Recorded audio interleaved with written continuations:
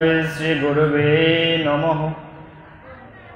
সংসার দাবানল নিরলোকত্রাণায় কারণ্য গুণাগণোত্তম প্রাপ্তস্য কল্যাণ গুণার্ণবস্য বন্দে গুরু শ্রীচরণারবিন্দম। নমোয়ং বিষ্ণু পাদায় রাধাপৃষ্ঠায় ভূতলে শ্রীমতে ভক্তি প্রপন্ন জ্যোতিষামিনীতি নামিনে। নমো আচার্য পাদায় দৈন্য ভূষণ মুকুটমনে শ্রী গৌর করুণামূর্তয়ে কমাধৈর্য শিরোমণি। নমোয়ং শ্রীমতে ভক্তি কুসুম শ্রবণায় বে বিষ্ণু পাদায় দেবায় কৃপাবদয়ে নমো নমঃ। শ্রী গৌর করুণামূর্তি কৃপাপূর্ণ কলেবরং শ্রী ভক্তি কুসুমং বন্দে রাধা কুঞ্জ নিবাসিনম। নমোয়ং বিষ্ণুপাদায় কৃষ্ণ প্রেষ্ঠায় ভূতলে শ্রীমতে ভক্তি সিদ্ধান্ত সরস্বতীতে নীতি নামিনে। নমো ভগবদান্নায় কৃষ্ণ প্রেম প্রদায়তে কৃষ্ণায় কৃষ্ণ চৈতন্য গৌরতিষ্ঠে নমঃ। নিত্যানন্দ নমস্তভ্যং প্রেমানন্দ প্রদায়িনে কৌল কলমশ নাশায় শ্রীজন্মবাপতয়ে নমঃ। শ্রী অদ্বৈত নমস্তভ্যং কলিজন কৃপানিধে গৌর প্রেম প্রদানায় শ্রী অদ্বৈতায় নমো নমঃ। গদাধর মুখং বন্দে মাধবাচার্য নন্দনং মহাভাব স্বরূপম গদাধর নমঃস্তুতে। শিবাস পণ্ডিতং নৌমি গৌরাঙ্গ প্রিয় পার্ষদম যস্য কৃপা লবেনাপি শ্রী গৌরাঙ্গে জয়তে রতি।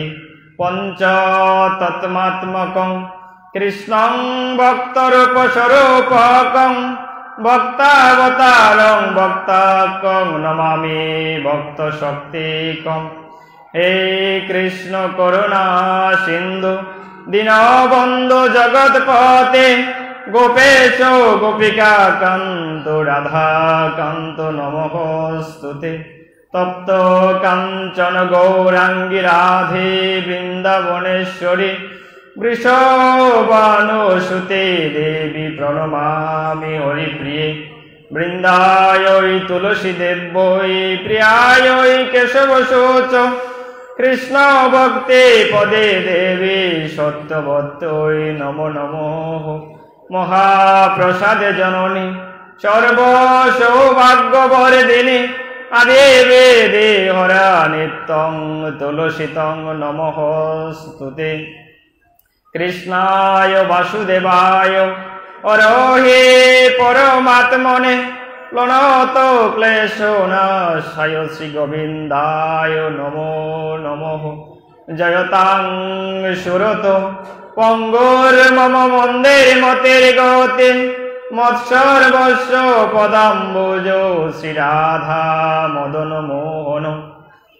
নীলাচল নিবাসায় নিত্যায় পরমাত্মনে বলভদ্র সুভদ্রাভ্যাং জগন্নাথায় তে নমঃ।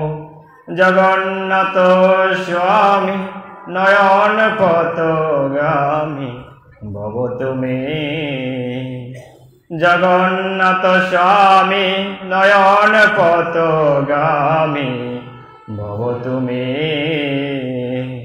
জগন্নাথ স্বামী নয়ন পথগামী ভবতু মে।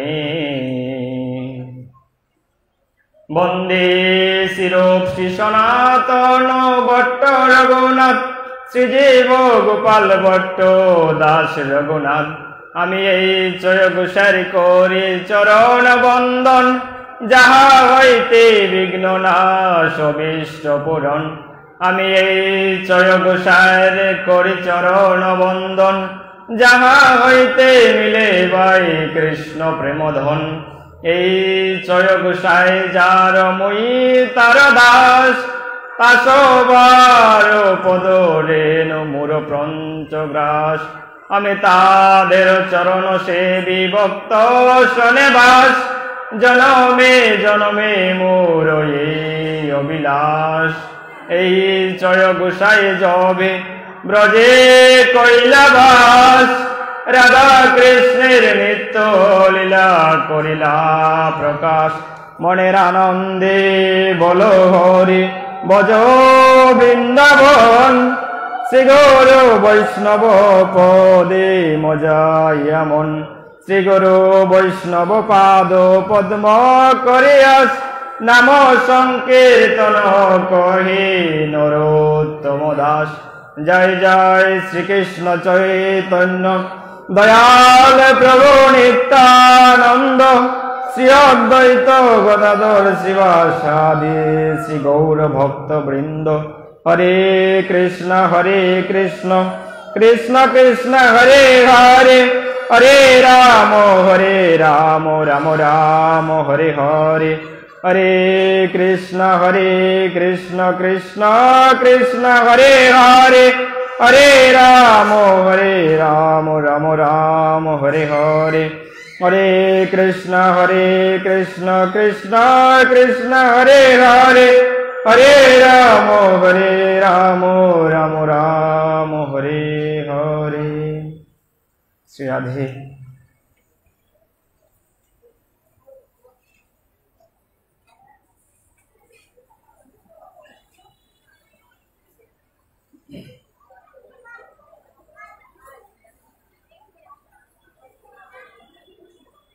এই সংসাররূপ দাবানল থেকে উদ্ধারের নিমিত্তে যে কারণ্য বাড়িবাহ তরলত্ব প্রাপ্ত হয়ে কৃপা বাড়ি বর্ষণ করে, আমি সেই কল্যাণ গুণনিধি আভার পাঞ্জরি পরম দয়াল শ্রী গুরুদেব অস্মদীয় গুরুদেব ওম বিষ্ণুপাদ শিলভক্তি প্রপন্ন জ্যোতি গোস্বামী গুরু মহারাজের শ্রীচরণ কমলে পূর্ণভাবে আশ্রয় গ্রহণ করে এবং ওনার শ্রীচরণ কমলে অনন্ত কোটি দণ্ডবোধ প্রণাম নিবেদন করি। তারই সাথে প্রণাম নিবেদন করছি এই শ্রী শ্রী রাম ঠাকুর মহোৎসব মন্দির। এই রাম ঠাকুর পরমপুরুষ মহাপুরুষ বলা যায়। এই মহাপুরুষের শ্রীচরণ কমলে অনন্ত কোটি দণ্ডবোধ প্রণাম নিবেদন করছি এবং তারই সাথে প্রণাম নিবেদন করছি আপনাদেরকে যে প্রতিদিন এই ভাগবত কথা শ্রবণ করান ভক্তপ্রবর শ্রী রাহুল কৃষ্ণদাস প্রভুজি। উনি একদিক থেকে আমার শিক্ষাগুরু এবং অপর দিক থেকে উনি হচ্ছে আমার গুরু ভাই। তো এই ব্যাসাসনে বসার বিন্দু মাত্র যোগ্যতাও আমার নেই। আমি এক অজ্ঞদম অভাজন। আপনাদের মতো এই সাধুগুরু ভক্ত বৈষ্ণবের কৃপা আশীর্বাদকে আপনাদের চরণধুলিকে শিরে ধারণ করে কেবলমাত্র আপনাদের আদেশকে রক্ষা করার জন্যই এই ব্যাসাসনে উপবেশিত হয়েছি, ভগবানের কথা কীর্তন করার জন্য। আমাদের শাস্ত্র বলছেন যে মহতের কৃপা বিনা নয় কোনো কর্মে ভক্তি। শাস্ত্র বলছেন যে মহতের কৃপা বিনা কোনো কর্মে ভক্তি নয়, কৃষ্ণ ভক্তি দূরে রহু সংসার না যায় ক্ষয়। বলছেন এই জগতে মহতের কৃপা ছাড়া কোনো কিছু লাভ করা সম্ভব নয়। আমরা যতই চেষ্টা করি যে নিজ চেষ্টা দ্বারা ভগবানকে উপলব্ধি করতে পারবো, ভগবানকে লাভ করতে পারবো। গতকাল আমার গুরু ভাই বলেছিলেন শিক্ষাগুরু শ্রী রাহুল কৃষ্ণদাস প্রভুজি যে স্বামী বিবেকানন্দ একটা প্রসঙ্গে বলেছিলেন, প্রশ্ন করেছিলেন যে গুরুদেব আমরা কি সরাসরি ভগবানের কাছে পৌঁছাতে পারি না বা সরাসরি ভগবানকে কি উপলব্ধি করতে পারি না? তো বলছেন সরাসরি কখনো ভগবানকে উপলব্ধি করা যায় না বা সরাসরি ভগবানকে কখনো জানা যায় না। তার জন্য কোনো একটি মাধ্যম প্রয়োজন হয়। এই মাধ্যম ছাড়া ভগবানের সাথে কখনো সংযোগ স্থাপন করা যায় না। এই যে শ্রী শ্রী রাম ঠাকুর এই মহোৎসব মন্দিরে আমরা উপনীত হয়েছি ভগবানের কথা কীর্তন করার জন্য, আপনারা শ্রবণের জন্য উপনীত হয়েছেন। এই শ্রবণ এবং কীর্তন এই দুটো কার্য চলছে। এই শ্রবণ যখন চলবে এবং যখন ভগবানের কথা কীর্তন হবে তখন একদম নীরব সহকারে ভগবানের কথা শ্রবণ করতে হবে। আমাদের গীতায় ভগবান বলছেন মুখ্য যুগের একটি শ্লোকে ভগবান বলছেন, শ্রদ্ধাবান ও অনুসুচ শৃণুয়াত ওপি য নরহ সোপি মুক্ত সুবান লুকান প্রাপ্নুয়াত পুণ্য কর্মানাম। তো ভগবান অর্জুনকে উপলক্ষ করে মুখ্য যুগের একটি শ্লোকে বলছেন যে শ্রদ্ধাবান ও অসুয়ারহিত হয়ে যে মানুষ ভগবানের কথা শ্রবণ করেন তিনি পাপ মুক্ত হয়ে পুণ্য কর্মকারীদের নেই শুভ লোক সমূহ লাভ করেন। তো ভগবান অর্জুনকে বলছেন উপলক্ষ করে যে হে অর্জুন, এই জগতের বুকে যারা ভগবানের কথা শ্রবণ করে কাই মনোভাবকে তাদের এই সংসার নামক মহাদাবাগ্নি থেকে অচিরেই আমি উদ্ধার করে আমার চরণ লাভ করে দিই। হরি বল। তো ভগবান বলছেন শ্রদ্ধাবান, ভগবানের কথা শুনতে হবে শ্রদ্ধার সঙ্গে এবং কাই মনোভাবকে। যখন ভগবানের কথা শ্রবণ করব তখন শুধু ভগবানের কথাই শ্রবণ করতে হবে। এই যে কতটুকু পরে অন্নকূট মহোৎসব হবে, আপনারা প্রসাদ গ্রহণ করবেন, এই প্রসাদটা হচ্ছে এই জড় দেহের খাবার। এই জড় দেহের ভিতরে আরেকটা দেহ রয়েছে, এই দেহটাকে বলা হয়েছে চিন্ময় দেহ। ওই চিন্ময় দেহটার খাবার হচ্ছে এই কৃষ্ণ কথা, হরিনাম। তো চিন্ময় দেহটাকে আগে খাবার দিতে হবে। আমরা ইতিপূর্বে জেনেছি বিভিন্ন আলোচক বৃন্দের মাধ্যমে যে আমাদের দেহের মূল সৌন্দর্য এবং আমাদের দেহের মূল স্বরূপ হচ্ছে চিন্ময় আত্মা। এই দেহ থেকে যদি আত্মা চলে যায় তাহলে এই দেহটার কোনো মূল্য নেই। তাই এই দেহটার মূল স্বরূপ হচ্ছে চিন্ময় আত্মা। এই আত্মার যিনি কল্যাণ করেন, এই আত্মার কল্যাণে একমাত্র পরম কল্যাণ, শ্রেষ্ঠ পরমর্থে শ্রেষ্ঠ কল্যাণ। এই শ্রেষ্ঠ কল্যাণ কেউ যদি করতে চায় তাহলে তাকে ভগবানের কথা শ্রবণ করতে হবে। এই যে প্রসাদকে দৌড়ে বাড়ি, এই যে অনেক আসবে যারা প্রসাদ খাওয়ার সময় প্রসাদের সময় একটু প্রসাদ খেয়ে ভগবানের মন্দির থেকে একটু ভগবানকে প্রণাম করলাম আর ভগবানকে প্রণাম করে আবার বাসায় চলে গেলাম, এতে কি হলো? কোনো কৃপায় লাভ হলো না। বলছেন প্রসাদে সর্বদুঃখ নাম হানি হস্য উপজায়তে, গীতায় ভগবান বলছেন। তো বলছেন প্রসাদে সর্বদুঃখ নাম হানি হস্য উপজায়তে, জীবের সমস্ত দুঃখ দূর হয়ে যায় কেউ যদি ভগবানের প্রসাদ লাভ করতে পারে। তাহলে আমরা মন্দিরে চাল কলা বিভিন্ন ভোগ রন্ধন করে যে প্রসাদ নিবেদন করছি তাহলে কি এটা প্রসাদ নয়? বলছেন এটা তো জড়দেহের প্রসাদ, কিন্তু এই জড়দেহের প্রসাদটা মূল প্রসাদ আমাদের নয়। এটা আমাদের দেহকে রক্ষা করার জন্য এই প্রসাদের প্রয়োজন আছে, কিন্তু আমাদের দেহের যে মূল প্রসাদ, এই মূল প্রসাদটাই হচ্ছে ভগবানের কৃপা। ভগবানের কৃপা কি? ভগবানের কৃপাটাই হচ্ছে ভগবানের শ্রীচরণ কমল লাভ করা। যতদিন পর্যন্ত এই মনুষ্য জীব নয়, শুধু এই বিশ্ব ব্রহ্মাণ্ডে অনন্ত কোটি বিশ্ব ব্রহ্মাণ্ড রয়েছে, অনন্ত কোটি বিশ্ব ব্রহ্মাণ্ডে অনন্ত কোটি জীব রয়েছে। এই অনন্ত কোটি জীব যতদিন পর্যন্ত ভগবানের চরণ কমল লাভ করতে না পারবে ততদিন পর্যন্ত এই সংসার নামক মহাদাবাগ্নিতে নির্বাপিত হতে হবে, ততদিন পর্যন্ত এই সংসার নামক বিষে তাকে জর্জরিত হতে হবে, কষ্ট দুঃখ পেতে হবে। ত্রিতাপ দুঃখ, আধ্যাত্মিক, আদিভৌতিক, আদিদৈবিক, এই তিন প্রকার দুঃখ। মহাপ্রভু বলছেন তার শিক্ষাশ্রমের প্রথম শ্লোকে, চেতদর্পণ মার্জনম বব মহাদাবাগ্নি নির্বাপনম শ্রেয় কৈরব চন্দ্রিকা বিতরম বিদ্যাবোধ জীবনম আনন্দাম্বুধি বর্ধনম প্রতিপদম পূর্ণামৃত আস্বাদনম সর্বাত্ম শবনম পরম বিজয়তে শ্রীকৃষ্ণ কীর্তনম। বলছেন এই সংসারটা আছে না মা, এই সংসারটা হচ্ছে একটা মহাদাবাগ্নি। বলুন এই সংসারে কেউ সুখী আছে? যে এমন কেউ আছে এখানে বাবাজিরা বা মায়েরা বলতে পারবে যে আমি সংসারে একেবারে 100তে 100 সুখী আছি? কেউ হাত তুলে বলতে পারবেন যে আমি সুখী আছি? কেহই নয়। এই সংসারে মহাপ্রভু স্বয়ং ভগবান গীতায় বলছেন অর্জুনকে, দুঃখলয়ম শাশ্বতম, এই দুঃখপূর্ণ নশ্বর জগৎ, এটাকে বলা হয়েছে দুঃখপূর্ণ জগৎ। এই সংসারে এসে কেউ সুখী হতে পারে না, কেউ পূর্ণভাবে সুখ আস্বাদন করতে পারে না। ওই পূর্ণভাবে সুখ আস্বাদন করতে গেলে জীবকে কার শরণাগত হতে হবে? বলছেন সর্বধর্মান পরিত্যাজ্য মামেকং শরণং ভজ অহংতাং সর্বপাপেভ্যো মুক্ষয়স্বামী মা সুচ। কার শরণাগত হতে হবে? গীতায় ভগবান বলছেন অর্জুনকে উপলক্ষ করে, অর্জুন সমস্ত ধর্ম পরিত্যাগ করে কেবলমাত্র আমার শরণাগত হোক। আমি তোমাকে সমস্ত পাপ থেকে মুক্ত করে আমার শ্রীচরণ কমল অন্তিমে লাভ করে দেব। হরি বল। তো এই জন্যই শ্রদ্ধার সঙ্গে ভগবানের কথা শ্রবণ করতে হবে। সবাই বসুন, আশেপাশে যারা ঘোরাফেরা করছেন, ভগবানের কথা শ্রবণ না করলে কখনো মঙ্গল হবে না। এই যে মন্দিরে ভগবানকে প্রণাম করছি, বলছেন প্রণামে অপরাধ আছে। এই যে প্রণাম করছি ভগবানকে, প্রণামে অপরাধ আছে। আমরা জানি না কিভাবে ভগবানকে প্রণাম করতে হয়, কিভাবে গুরুদেবকে প্রণাম করতে হয়, কিভাবে মহাপুরুষদেরকে প্রণাম করতে হয়, কিভাবে সাধু ভক্ত বৈষ্ণবদেরকে প্রণাম করতে হয়, এই তত্ত্বটাই আমরা জানি না। কিন্তু প্রণাম একটা ঠিকই আমরা মন্দিরে গিয়ে করে দিচ্ছি। বলছেন প্রণামে অপরাধ আছে। অনেকে দেখা যায় ভগবানকে প্রণাম সোজা হয়ে প্রণাম করে। ভগবানকে সোজা হয়ে কখনো প্রণাম করা যাবে না, এটা একটা প্রণাম অপরাধ। ভগবানকে সবসময় বামে রেখে প্রণাম করতে হবে। সাধু ভক্ত বৈষ্ণব এবং মহাপুরুষদেরকে সোজা হয়ে প্রণাম করতে হবে, এবং শক্তির দেবী যারা রয়েছে সমস্ত দেবদেবীদেরকে ডান দিকে রেখে প্রণাম করতে হবে।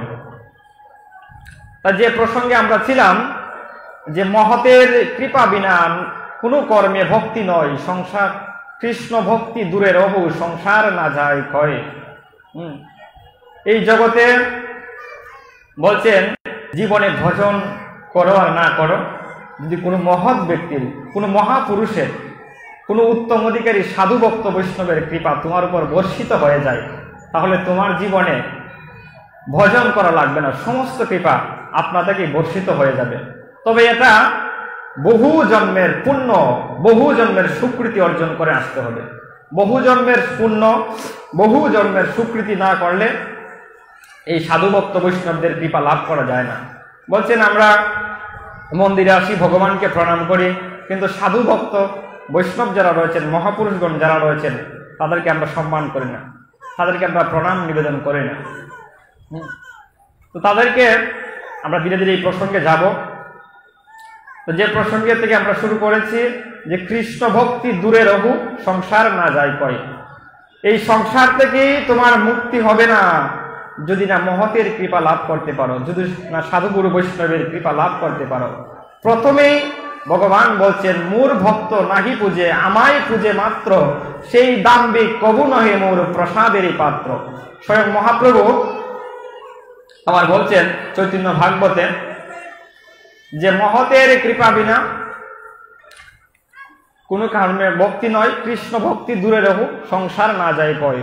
আবার মহাপ্রভু বলছেন মোর ভক্ত নাহি পূজে, আমায় পূজে মাত্র, সেই দাম্ভিক কবু নহে মোর প্রসাদেরই পাত্র। বলছেন আমার ভক্তকে যারা ভজনা করে না, যারা আমাকে ভজনা করতে চায়, যারা আমার চরণ লাভ করতে চায়, আমি তাদেরকে কখনো কৃপা করি না, তারা আমার প্রসাদের পাত্র নয়। প্রসাদ মানে কি? প্রসাদ শব্দের অর্থ হচ্ছে কৃপা। কৃপা শব্দের অর্থটা কি? কাজ করে পাওয়া। অর্থাৎ ভক্ত সেবার মাধ্যমে, বৈষ্ণব সেবার মাধ্যমে, মহাপুরুষদের সেবার মাধ্যমেই ভগবানের কৃপাটা খুব সহজে লাভ করতে পারে জীব সকল। তো আমরা যদি ভগবানের কাছে খুব সহজে যেতে চাই, তাহলে আমরা কোন মাধ্যমে খুব সহজে ভগবানের কাছে যাব? এই মাধ্যমটা আমার স্বয়ং মহাপ্রভু সনাতন গোস্বামীপাদকে উদ্দেশ্য করে বলছেন। সনাতন গোস্বামীপাদকে মহাপ্রভু বলছেন, সনাতন এই কলিযুগের ধর্মটা কি আগে বুঝতে হবে। প্রত্যেক যুগের একটা ধর্ম আছে। সত্য যুগের ধর্ম হচ্ছে ধ্যান, ধারণা, আরাধনা। তারপর ত্রেতা যুগ গিয়েছে, ত্রেতা যুগের ধর্ম হয়েছে যাগযজ্ঞের মাধ্যমে তারা ভগবানকে লাভ করতে পেরেছে। দ্বাপর যুগের অর্চনের মাধ্যমে ভগবানকে লাভ করতে পেরেছে। তাহলে আমরা যারা কলির জীব রয়েছি, আমরা কলির জীব ঘুর পাপাচ্ছন্ন, আমাদের মন পাপাচারে, কামাচারে, দুরাচারে লিপ্ত, সর্বদা মন অন্যদিকে ডাইভার্ট হয়ে যায়। ভগবানের কথা শ্রবণ করতে এসেও আমরা আন কথা বলি, ভগবানের কথার প্রতি আমাদের শ্রদ্ধা জাগে না, ভগবানের কথা আমরা এক জায়গায় বসে শ্রবণ করতে পারি না একটু সময়। তো এই পাপাচারী জীবদেরকে উদ্ধার করার জন্য কলির ভাগ্যাকাশে আমার চৈতন্য মহাপ্রভু আবির্ভূত হয়েছেন। রাধা ভাবকে অঙ্গকান্তি করে গৌর ছাদ আবির্ভূত হয়েছেন এই জগতের বুকে এই কলির জীবকে উদ্ধার করার জন্য। তো গৌর ছাদ বলছেন সনাতন গোস্বামীপাদকে উদ্দেশ্য করে যে সনাতন এই কলিযুগের ধর্ম কি, কি করলে এই কলির জীব খুব সহজে এই ভববন্ধন থেকে মুক্তি হয়ে অন্তিমে আমার চরণ লাভ করবে, সেই তত্ত্ব তুমি জেনে নাও। ওহে জীব সকল, ওহে কলির জীব সকল, তোমরা জেনে নাও। এই সনাতনকে উদ্দেশ্য করে আমি এই জগতের বুকে এই তত্ত্ব বলছি, তোমরা কি করে খুব সহজে ভগবানের চরণ লাভ করতে পারবে। তো সনাতনকে মহাপ্রভু বলছেন যে জীবে দয়া নামে রুচি বৈষ্ণব সেবন, ইহা হইতে ধর্ম আর নাহি সনাতন। অতএব কলিযুগে নাম যজ্ঞ ছাড় অন্য কোনো ধর্ম করিলে নাহি হবে পার। বলছেন যত প্রকার ধর্ম আছে এই জগতে, এই জগতে অনেক ধর্ম আছে। সংসার ধর্ম আছে, সংসারে আমরা যারা সংসারে জীব আছি সবারই একটা সংসার ধর্ম রয়েছে। তো বলছেন আমরা যারা সংসারী জীব রয়েছি, সংসারী জীবের একটা ধর্ম রয়েছে। সংসারের জীবের ধর্মটা কি? সংসারের প্রতি যে আমাদের ধর্ম, স্ত্রী পুত্র পরিবার আত্মীয় স্বজন সবার প্রতি যে দায়িত্বর বোধ রয়েছে, এটাই কি বলা হয়েছে সংসার ধর্ম। আবার বলছেন এই সমাজের প্রতি একটা ধর্ম রয়েছে, সমাজের একটা ধর্ম রয়েছে সমাজ কল্যাণ, তারপর রাষ্ট্র ধর্ম রয়েছে, এইভাবে বিভিন্ন প্রকার ধর্ম রয়েছে। তো সমস্ত ধর্মে পরিত্যাগ করে ভগবান বলছেন আমার শরণাগত হোক, গীতায় ভগবান বলছেন। তো মহাপ্রভু এই কথাটাই সনাতন গোস্বামীপাদকে বলছেন যে কলিযুগের ধর্ম কি হবে। আমরা যারা সংসারী জীব রয়েছি, আমরা সংসার থেকে কিভাবে মহাপ্রভুর চরণ লাভ করব, কিভাবে আমরা গোবিন্দের চরণ লাভ করব, এই তত্ত্বগুলো আমাদেরকে বুঝতে হবে। এই তত্ত্বটা যদি আমরা না জানি, তাহলে যতই ভগবানকে প্রণাম করি আর যতই গীতা পাঠ শ্রবণ করি, যতই ভাগবত পাঠ শ্রবণ করি, অনন্তকাল ভাগবত পাঠ, অনন্তকাল ভগবানকে প্রণাম করলেও ভগবানের শ্রীচরণ কমল লাভ হবে না। তত্ত্ব বুঝতে হবে এবং জানতে হবে আমরা কোন প্রক্রিয়ায় খুব সহজে ভগবানের চরণ কমল লাভ করতে পারি। তো মহাপ্রভু বলছেন যে কলিযুগের ধর্ম কি? জীবে দয়া নামে রুচি বৈষ্ণব সেবন, ইহা হইতে ধর্ম আর নাহি সনাতন। মহাপ্রভু যেখানে বলছেন যে কলিযুগের ধর্ম হচ্ছে জীবকে দয়া করা, জীবের প্রতি হিংসা করা যাবে না। জীবের প্রতি যদি হিংসা করো, নামের প্রতি রুচি আসবে না। জীবকে যখন তুমি দয়া করবে, তোমার ভিতরে যখন দয়া ভাব আসবে জীবের প্রতি, সমস্ত জীবের প্রতি, অনন্ত কোটি বিশ্ব ব্রহ্মাণ্ডে অনন্ত কোটি জীব রয়েছে, সমস্ত জীবের প্রতি যখন তোমার দয়া ভাব আসবে, তখন তোমার নামের প্রতি রুচি জাগবে। নামটা কি? হরিনামের প্রতি। হরে কৃষ্ণ কৃষ্ণ কৃষ্ণ হরি হরি, হরে রাম রাম রাম হরে হরে। বলছেন তুমি যখন জীবকে দয়া করবে, তখন সমস্ত কৃপা নামের উপর বর্ষিত হবে, আর নামের মাধ্যমে মহাপ্রভু এই কলির জীবকে উদ্ধার করার কথা বলছেন। আরেকটা কথা মহাপ্রভু বলছেন যে এই কলিযুগের আরেকটা ধর্ম আছে, সেটা হলো জীবে দয়া নামে রুচি বৈষ্ণব সেবন। বৈষ্ণব সেবার কথা বলছেন। সবাইকে বৈষ্ণব হতে হবে। বৈষ্ণব মানে কি? শুধু তিলক করা, তারপর কণ্ঠে মালা দেওয়া, তারপর সাদা পোশাক পরা, এগুলো না। এগুলো তো একটা বেশ। এই চৈতন্য মহাপ্রভুর স্কুলে আসতে গেলে, এই চৈতন্য মহাপ্রভুর দলে আসতে গেলে তাকে এই পোশাক পরিধান করতে হবে। যেমন আমরা যারা ছোটোবেলা লেখাপড়া করেছি, যখন স্কুলে গিয়েছি, প্রাইমারি স্কুলে গেলে প্রাইমারি স্কুলের একটা নির্দিষ্ট ড্রেস রয়েছে, ওই ড্রেস যদি পরিধান না করি তাহলে তাকে স্কুলে প্রবেশ করতে দেওয়া হবে না, রুমে প্রবেশ করতে দেওয়া হবে না। তাই এই সাধু সঙ্গে আসতে গেলে এবং এই চৈতন্য মহাপ্রভুর স্কুলে পড়তে গেলে তাকে অবশ্যই ড্রেসটা পরিধান করতে হবে। ড্রেসটা মাত্র একটা বাহ্যিক আবরণ। ওই বাহ্যিক আবরণটা আমাদেরকে দিয়েছেন মহাপ্রভু, যেন ওই বসনগুলো পড়লে, এই যে সাত্ত্বিক বসন আমরা পড়েছি, সাদা বসন, তারপর কপালে তিলক দিয়েছি, কণ্ঠে মালা পরিধান করেছি, এটা হচ্ছে মহাপ্রভুর আদর্শ। এই আদর্শ যারা মানবে তাদের হৃদয়ে বৈরাগ্য থাকবে ধীরে ধীরে। তাই বলছেন যারা সংসারে থেকে ওইভাবে ভগবানকে ভজনা করে, ভগবানকে স্মরণ মনন করে, সর্বদা ভগবানকে পূজা করে, ভগবানকে আরাধনা করে, ভগবানকে প্রসাদ নিবেদন করে, সর্বদা হরিনাম করে, তারাই বৈষ্ণব। অর্থাৎ বলছেন মহাপ্রভু যে বিষ্ণুর আরাধনা করে সেই বৈষ্ণব। সবাইকে ভগবানের আরাধনা করতে হবে, মহাপ্রভুর আরাধনা করতে হবে। তো বলছেন এই কলিযুগের ধর্মই হচ্ছে বৈষ্ণব সেবা। বৈষ্ণবকে, যিনি ভক্ত তিনিই বৈষ্ণব, যিনি সাধু তিনিই বৈষ্ণব, যিনি গুরুদেব তিনিই বৈষ্ণব। তিনে মিলে একই তত্ত্ব, ভক্ত বৈষ্ণব সাধুগুরু তারা একই তত্ত্ব। তো বলছেন যে এই কলিযুগের ধর্মটাই হচ্ছে বৈষ্ণব সেবা।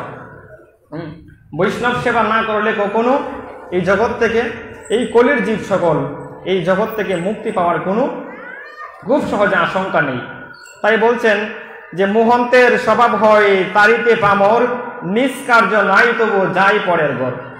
তো এই যে সাধুরা, ভক্ত বৈষ্ণব, সাধুগুরু বৈষ্ণবরা এই যে আমাদের দ্বারা দ্বারা এসে বলেন তোমরা হরিনাম করো, ভগবানের প্রসাদ গ্রহণ করো, একটু হরিনাম করো, বৈষ্ণব সেবা করো, সাধু সেবা করো, তোমাদের গৃহের মঙ্গল হবে।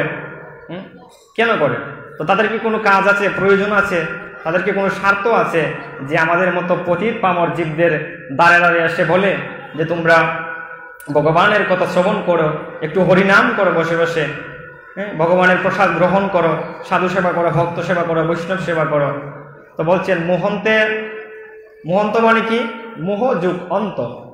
এই যে রাম ঠাকুর পরমহংসদেব, তিনি একজন মুক্ত মানব মহাপুরুষ, তিনি একজন পরম বৈষ্ণব। তো ওনার মতো মহাপুরুষের কৃপা যারা লাভ করতে পেরেছেন তারা খুব সহজে এই জগৎ থেকে উদ্ধার হয়ে গিয়েছেন। কারণ হচ্ছে যে প্রসঙ্গ দিয়ে আমরা শুরু করেছিলাম যে মহৎ কৃপা ছাড়া জীবনে কোনো কিছু লাভ করা যায় না। মহতের কৃপা বিনা কোনো কর্মে ভক্তি হয় না।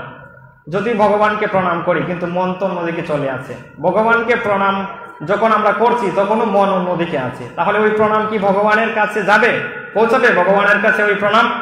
তো বলছেন ওই প্রণাম তখনই পৌঁছাবে যখন তোমার উপর সাধুগুরু বৈষ্ণবের কৃপা বর্ষিত হবে। আর সাধুগুরু বৈষ্ণব মহাপুরুষদের কৃপা বর্ষিত না হলে জীবের হৃদয়ে কখনো বৈরাগ্য জাগ্রত হয় না।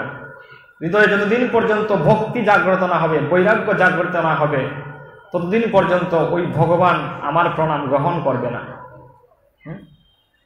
আমাদের হৃদয়ের মাঝে কপটতা রয়েছে, আমরা মন্দিরে যাই, ভগবানকে 5 টাকা, 2 টাকা, 3 টাকা, 4 টাকা যাই দেই, ভগবানকে প্রণাম নিবেদন করে বলি, ভগবানের কাছে আবার 2 টাকা, 3 টাকা, 5 টাকা, 10 টাকা দিয়ে আবার ভগবানের কাছে এর চেয়ে বেশি কিছু আমরা তার কাছে চাই। তাহলে এটা তো কপটতা আছে, স্বার্থতা আছে। তো এটাকে বলা হয়েছে মর্কট বৈরাগ্য। মহাপ্রভু বলছেন মর্কট বৈরাগ্য কবু না করিও লোক দেখাইয়া। আমাদের হৃদয়ের মাঝে কপটতা আছে, তাই ভগবান আমাদের প্রণাম গ্রহণ করে না। তাই ভগবান আমাদের যে প্রণামটা, আমাদের ভক্তিটা, এটা কিভাবে ভগবান গ্রহণ করবে, এই সহজ মাধ্যমটা কি? এই সহজ মাধ্যমটাই হচ্ছে সাধু ভক্ত বৈষ্ণব মহাপুরুষ গুরুদেব। ওনাদের মাধ্যমে খুব সহজে ভগবান কৃপা করে। ভগবান বলছেন গোবিন্দ কহেন মম বৈষ্ণব পরাণ, বৈষ্ণব হৃদয়ে সদা গোবিন্দ বিশ্রাম। আমার ভগবান থাকেন কোথায়? মন্দিরে ভগবান আছেন? মন্দিরে ভগবান নেই। আবার বলছেন মন্দিরেও ভগবান আছেন, মন্দিরে ভগবান নেই। আবার বলছেন মন্দিরেও ভগবান আছেন। যে মন্দিরে সাধু ভক্ত বৈষ্ণব থাকে না, ওই মন্দিরে ভগবান থাকে না।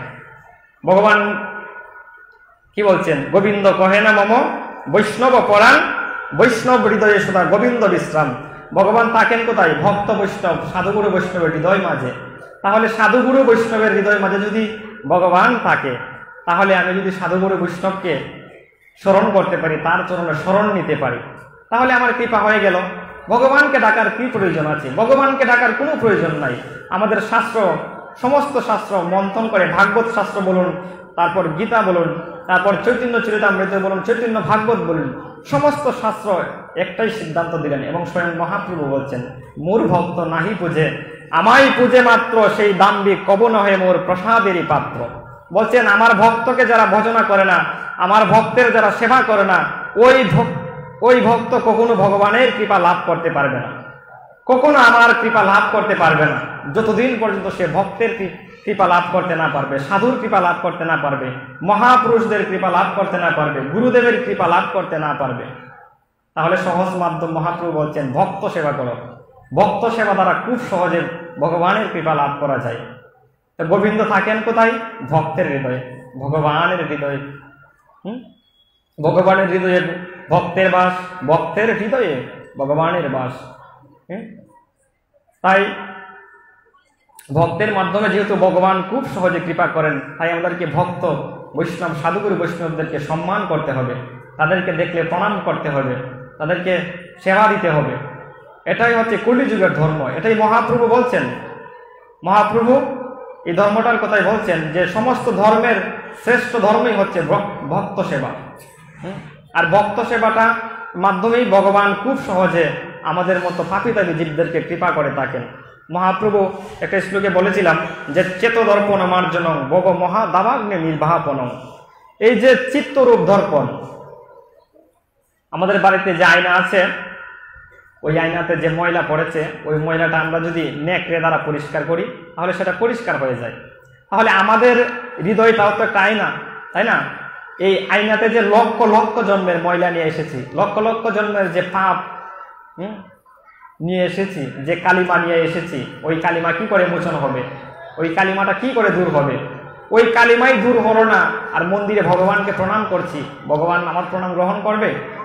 তো বলছেন ওই প্রণামটা মহাপ্রভু কি করে গ্রহণ করবে? আমার গোবিন্দ কি করে গ্রহণ করবে ওই প্রণাম? বলছেন ওই প্রণামটা ভক্তের মাধ্যমে, সাধুগুরু বৈষ্ণবের কৃপার মাধ্যমে ভগবান খুব সহজে গ্রহণ করে। তো ওই ক্লেশ কালিমাকে দূর করতে হলে মহাপ্রভু বলছেন চিত্তরূপ দর্পণটাকে আগে মার্জন করতে হবে। এই চিত্তরূপ দর্পণ কখন মার্জন হবে? যখন কোনো সাধুর কৃপা তোমার উপর বর্ষিত হবে।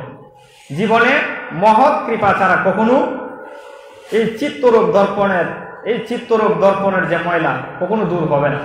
আজকে আপনাদের কৃপা আশীর্বাদে এই রাহুল কৃষ্ণদাস প্রভুজির সাথে এই বাংলাদেশের বিভিন্ন জায়গায়, দেশের বিভিন্ন জেলায় ঘুরেছি এবং অনেক সাধুগুরু ভক্ত বৈষ্ণবদের সঙ্গ করার সুযোগ হয়েছে। এটা আমার পরম সৌভাগ্য।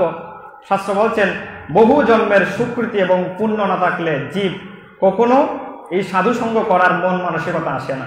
মন্দিরে সবাই আসে, ভগবানকে প্রণাম করে চলে যায়, একটু প্রসাদ খেয়ে সবাই দৌড়ে ভগবাসায় চলে যায়। ভগবানের কথার প্রতি শ্রদ্ধা জাগে না, সাধু সঙ্গে এসে বসে না, সাধুর মুখ থেকে হরি কথা শ্রবণ করে না।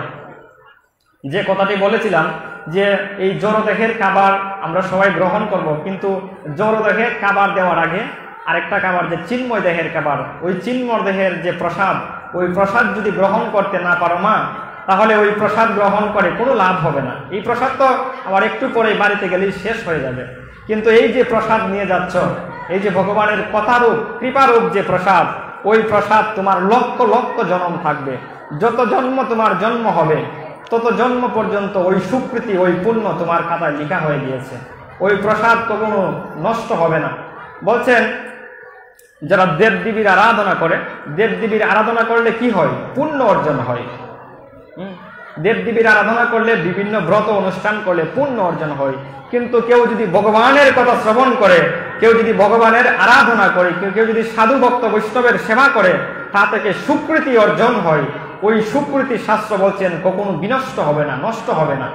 আবার যদি এই জগতের বুকে ভগবান আসেন, আবার যদি ভগবান এই জগতের বুকে আমাকে কৃপা করে পাঠান, ওই মনুষ্য রূপ ধারণ করে, যতটুকু এই জন্মে সুকৃতি অর্জন করে যাব, আবার পরবর্তী জন্মে ওই জায়গা থেকে আমাদেরকে ভগবান সুযোগ দেবেন আবার ভগবানের কথা শ্রবণ করার, আবার এইরূপভাবে সাধু সঙ্গ করার পরিবেশ সৃষ্টি করে দেবেন। তাই বলছেন সাধু সঙ্গ বিনা তোমার কোথায় আছে ইষ্ট, বৈষ্ণব চরণে মৌজ গুচিবে অনিষ্ট। হরি বল। বলছেন আমাদের শাস্ত্র চৈতন্য চরিতামৃতে কৃষ্ণদাস কবিরাজ গোস্বামী পাদ, যে সাধু সঙ্গ বিনা তোমার কোথায় আছে ইষ্ট, বৈষ্ণব চরণে মজ গুচিবে অনিষ্ট। বলছেন সাধু সঙ্গ বিনা ছাড়া কখনো ভগবান, অর্থাৎ ইষ্টকে, ইষ্ট হচ্ছে তোমার ভগবান, যাকে তুমি আরাধনা করছো, ওই ভগবানকে কখনো লাভ করতে পারবে না যদি সাধু সঙ্গ না করো। সাধু সঙ্গে আমরা কেন আসব? সাধু সঙ্গে আসার প্রয়োজনটা কি? তো বলছেন বাড়িতে যখন আমরা থাকি, ঠাকুর ঘরে যখন যাই, যখন আমরা পূজা অর্চনা করতে বসি, তখন মন আমাদের অন্যদিকে চলে যায়। সংসারের বিভিন্ন চিন্তা আমরা ভাবনা করি, সংসারে এত দুঃখ কষ্ট লেগে আছে, এগুলো কিভাবে দূর হবে, এইগুলো আমরা চিন্তা ভাবনা করি, মন অন্যদিকে ডাইভার্ট হয়ে যায়। তো আমরা সাধু সঙ্গ কেন আসবো? এই জন্যই কৃষ্ণদাস কবিরাজ গোস্বামী পাদ বলছেন সাধু সঙ্গ বিনা তোমার কোথায় আছে ইষ্ট, বৈষ্ণব চরণে মজ গুচিবে অনিষ্ট। সাধু সঙ্গ বিনা ছাড়া কখনো ভগবানকে লাভ করা যাবে না। তো সাধু সঙ্গে ইষ্টকে কিভাবে আমরা পাবো? এই যে সাধুগণ এখানে এসে উপস্থিত হয়েছেন, সকলেই আপনার পাশে যে বসে আছে সেও সাধু, আপনার অপর পাশে যে বসে আছে সেও সাধু, আপনার সামনে যে বসে আছে, আপনার পিছনে যে বসে আছে সেও সাধু। ওই জায়গায় যখন সমস্ত সাধুগণ মিলিত হয়ে ভগবানের কথা শ্রবণ করে সাধুর স্পর্শে, তখন আমার মন নির্মল হয়ে যায়। আমার চিত্তের যে কালিমাটা আছে, কিছুটা সময়ের জন্য হলেও চিত্তের সমস্ত কালিমা, সমস্ত পাপগুলো কিছুটা সময়ের জন্য দূরীভূত হয়ে যায় সাধুর স্পর্শে। তাই সাধুর স্পর্শে যখন আমরা থাকব, সাধুর স্পর্শে থাকিয়ে যখন আমরা ভগবানের কথা শ্রবণ করব, তখন ভগবানের কথার প্রতি আমাদের মনটা নিবদ্ধ হবে, ভগবানের কথার প্রতি আমাদের মন খুব সহজে দাবিত হবে। তাই বলছেন সাধুর সঙ্গে ভগবানের কথা শ্রবণ করতে হবে, সাধুর সংস্পর্শে এসে ভগবানের কথা শ্রবণ করতে হবে। হরি বল। এখানে যারা বাবাজিরা আছেন এবং মায়েরা আছেন, যারা আগত ভক্তবৃন্দরা আসছেন, সবাই নীরব সহকারে ভগবানের কথা শ্রবণ করুন। কিঞ্চিত সময় ভগবানের কথা শ্রবণ করুন, মঙ্গল হবে। ভগবানের কথার প্রতি যদি আমাদের শ্রদ্ধা না থাকে, ভগবানের কথার প্রতি যদি আমাদের কোনো শ্রদ্ধাই না থাকে, তাহলে এই যে ভগবানকে প্রণাম করলাম, সাধুভুক্ত বৈষ্ণবদেরকে, তারা যেখানে কথা বলছেন ভগবানের কথা, তাদের প্রতি শ্রদ্ধাই না থাকলো, তাহলে ভগবানের কৃপা লাভ হবে না। মন্দিরে এসে ভগবানকে মাথা টুকরে একটু প্রণাম করে গেলাম, ভাবছি যে ভগবানের কৃপা লাভ করে যাব, ভগবানের কৃপা কখনো লাভ হবে না। ভগবানের কৃপা লাভ করতে হলে ভগবানের কথা শ্রবণ করতে হবে। তাই বলছেন সাধু সঙ্গ, সাধু সঙ্গ সর্বশাস্ত্রে কয়, লবমাত্র সাধু সঙ্গে সর্বসিদ্ধি হয়। বলছেন এই সাধু সঙ্গ প্রত্যেকটা জীবকে করা প্রয়োজন। কিঞ্চিত সময় যদি কেউ সাধু সঙ্গ করতে পারে কায়ী মনোভাবকে, তাহলে তার লক্ষ লক্ষ জন্মের যে পাপ নিয়ে এসেছে, লক্ষ লক্ষ জন্মের যে ক্লেশ কালিমা নিয়ে এসেছে এই হৃদয় মাঝে, সমস্ত কালিমা, সমস্ত ক্লেশ, সমস্ত পাপ ধুয়ে মুছে পরিষ্কার হয়ে যাবে কেউ যদি এই ভগবানের কথা শ্রবণ করে। ভগবানের কথার এত গুরুত্ব দিয়েছেন সমস্ত শাস্ত্র। চৈতন্য চরিতামৃতে কৃষ্ণদাস কবিরাজ গোস্বামীপাদ বলছেন সাধু সঙ্গ, সাধু সঙ্গ সর্বশাস্ত্রে কয়, লবমাত্র সাধু সঙ্গে সর্বসিদ্ধি হয়। এই যে সাধু সঙ্গে এসে আমরা ভগবানের কথা শ্রবণ করছি, আজকে যে অন্নকূট মহোৎসব চলছে, এই অন্নকূট মহোৎসব একটি গুরুত্বপূর্ণ উৎসব। এই দিনটিকে উপলক্ষ করে বৃন্দাবনবাসীগণ অনেক বিরাটভাবে মহোৎসব আয়োজন করেছেন। এবং এই অন্নকূট শব্দের যে মূল অর্থ, অন্ন শব্দের অর্থ আমরা সবাই জানি যে ভাত, এবং কূট শব্দের অর্থ হচ্ছে পাহাড় বা পর্বত। অর্থাৎ এই দিনে বৃন্দাবনবাসীগণ অন্নের পাহাড় সাজিয়ে বিভিন্ন ভোগ রন্ধন করে ভগবানকে ভোগ নিবেদন করে। যেমন আজকে এখানে ভোগ নিবেদন করা হয়েছে, অন্নের পাহাড় সাজিয়ে পাহাড়ের মতো চূড়া করে ভগবানকে বিভিন্ন ধরনের রন্ধন করে বিভিন্ন ধরনের ভোগ নিবেদন করা হয়েছে গিরি গোবর্ধনকে। এই অন্নকূট মহোৎসবটা মূলত হলো গিরি গোবর্ধনের পূজা। তো বৃন্দাবনে যখন নন্দ মহারাজ, এই যে বৃন্দাবনবাসীরা এই যে গিরি গোবর্ধন রয়েছে এবং নন্দ মহারাজের যে নবলক্ষ ধেনু ছিল, এই নবলক্ষ ধেনুকে পালন করার জন্য, এবং বৃন্দাবনবাসীদের প্রধান জীবিকা ছিল কি গোবৎস, অর্থাৎ গোমাতার সেবা করা এবং গোমাতাদেরকে পালন করা। এই গোমাতাদেরকে পালনের মাধ্যমেই তাদের ওই জীবিকা নির্বাহ হতো। ওই গোমাতাদেরকে যে তারা দুগ্ধ পেত, ওই দুগ্ধ থেকে দধি এগুলো বিক্রি করে তাদের জীবিকা নির্বাহ হতো। তো তাদের মূল জীবিকার উৎস ছিল গোবৎস পালন। তো ওই গোমাতাদেরকে পালনের মাধ্যমে যেহেতু তাদের জীবিকা নির্ধারণ হতো, তাই ওই যে গিরি গোবর্ধন যে পর্বত ছিল, ওই পর্বতে যে ঘাস ছিল, ওই ঘাস জন্ম নিত বৃষ্টির মাধ্যমে। তো একদিন কি হলো, কৃষ্ণের বয়স যখন 7 বছরের মতো, তখন একদিন ইন্দ্র পূজা, অর্থাৎ ইন্দ্র তো হচ্ছে বৃষ্টির দেবতা, বরুণ এবং ইন্দ্রদেব হচ্ছে বৃষ্টির দেবতা, ওনারা বৃষ্টি প্রদান করেন। তো নন্দ মহারাজ এটা পূর্বকাল থেকেই এই ইন্দ্রদেবের পূজা অর্চনা করে আসছেন। বৃষ্টি প্রদান করলে তবে মাটিতে ঘাস হবে, গিরি গোবর্ধনে ঘাস হবে, তারপর গোমাতাগণ সেটা ভক্ষণ করবে, তারপরে না দুধ দেবে। তো যখন ইন্দ্র পূজার আয়োজন করেছেন ওই বৃন্দাবনে, আয়োজন করার পর কৃষ্ণ নন্দ মহারাজকে বলছেন, বাবা তো আজকে কিসের পূজা হবে এখানে? তো বলছেন, বাবা আজকে ইন্দ্রদেবের পূজা হবে। তো বলছে যে ইন্দ্রদেবের পূজা কেন হবে? তো বলছেন, ইন্দ্র আমাদেরকে বৃষ্টি বর্ষণ করে, যদি ইন্দ্রদেব আমাদেরকে বৃষ্টি বর্ষণ না করে তাহলে ওই গিরি গোবর্ধনে গাছ জন্ম হবে না, তৃণলতা জন্ম হবে না। আর তৃণলতা যদি জন্ম না হয় তাহলে গোমাতাগণ কি খাবে? তাহলে গোমাতাগণকে লালন পালন করার জন্য ওই তৃণলতা প্রয়োজন। তাই আমরা ইন্দ্রদেবের পূজা করি, যাতে ইন্দ্রদেব সন্তুষ্ট হয়ে আমাদেরকে বৃষ্টি বর্ষণ করে। তো বলছে ইন্দ্রদেব বৃষ্টি বর্ষণ করে, তাহলে এই যে সমুদ্র রয়েছে, সমুদ্র তো বৃষ্টি হচ্ছে, এছাড়া আরো বিভিন্ন জায়গা রয়েছে, বিভিন্ন বন জঙ্গলে বৃষ্টি হচ্ছে, তাহলে তো এই বন, এই জঙ্গলগুলো, এই সমুদ্রগুলো পূজা করছে না ইন্দ্রদেবের, তাহলে সেখানে কেন বৃষ্টি হচ্ছে? তখন নন্দ মহারাজ একটু চিন্তিত হয়ে পড়ে গেলেন। সেটা তো কৃষ্ণ ঠিকই বলেছে, তাহলে ওই সমুদ্রে তো এমনিতেই বৃষ্টি হচ্ছে, সে সমুদ্র তো ইন্দ্রদেবের পূজা করছে না, তাহলে আমরা কেন পূজা করছি? তো বলছেন কৃষ্ণ নন্দ মহারাজকে যে বাবা, এই বৃন্দাবনে এই গোমাতাগণকে লালন পালনের জন্য মূল যে উৎস, এই মূল উৎসই হচ্ছে গিরি গোবর্ধন। এই গিরি গোবর্ধন সাক্ষাৎ ভগবান, এই গুরু গোবর্ধন স্বয়ং এই বৃন্দাবনবাসীকে রক্ষা করছে। এই গুরু গোবর্ধনের যে তৃণলতা, সমস্ত কিছুই হচ্ছে অপ্রাকৃত, তারা নিজে থেকেই সৃষ্টি হয়, কারো কৃপার মাধ্যমে সৃষ্টি হয় না, কোনো বৃষ্টির মাধ্যমে এই তৃণলতা সৃষ্টি হয়নি। এই গিরি গোবর্ধনের সমস্ত যে গাছ, কেউ যদি বৃন্দাবনে গিয়ে থাকেন দেখবেন বৃন্দাবনে অনেক জায়গা আছে যেখানে কোনো তৃণলতা কোনো কিছু নেই, কিন্তু লক্ষ লক্ষ গাড়ি আছে, তারা বেঁচে আছে আজও। কারণ কি? এই বৃন্দাবন ধামটা হচ্ছে অপ্রাকৃত ধাম, এই ধামটা স্বয়ং ভগবান রক্ষা করেন, এখানে কেউ রক্ষা করতেন, স্বয়ং ভগবান এখানে বিরাজমান থাকেন সদা সর্বদা। আর গিরি গোবর্ধন হচ্ছে আমার গোবিন্দের হৃদয় কমল গিরি গোবর্ধন। তো বলছেন বাবা, তাহলে আমরা আজ থেকে আর ইন্দ্র পূজা করব না, তাহলে কার পূজা করব? বলছেন যে গিরি গোবর্ধন পর্বত আমাদের গোমাতাদেরকে লালন পালন করছে, এই বৃন্দাবনবাসীকে রক্ষা করছে, আজ থেকে আমরা গিরি গোবর্ধনের পূজা করব। তো কৃষ্ণের কথা শুনে নন্দ মহারাজ বলছেন আচ্ছা ঠিক আছে, আমরা গিরি গোবর্ধনের পূজাই করবো আজ থেকে।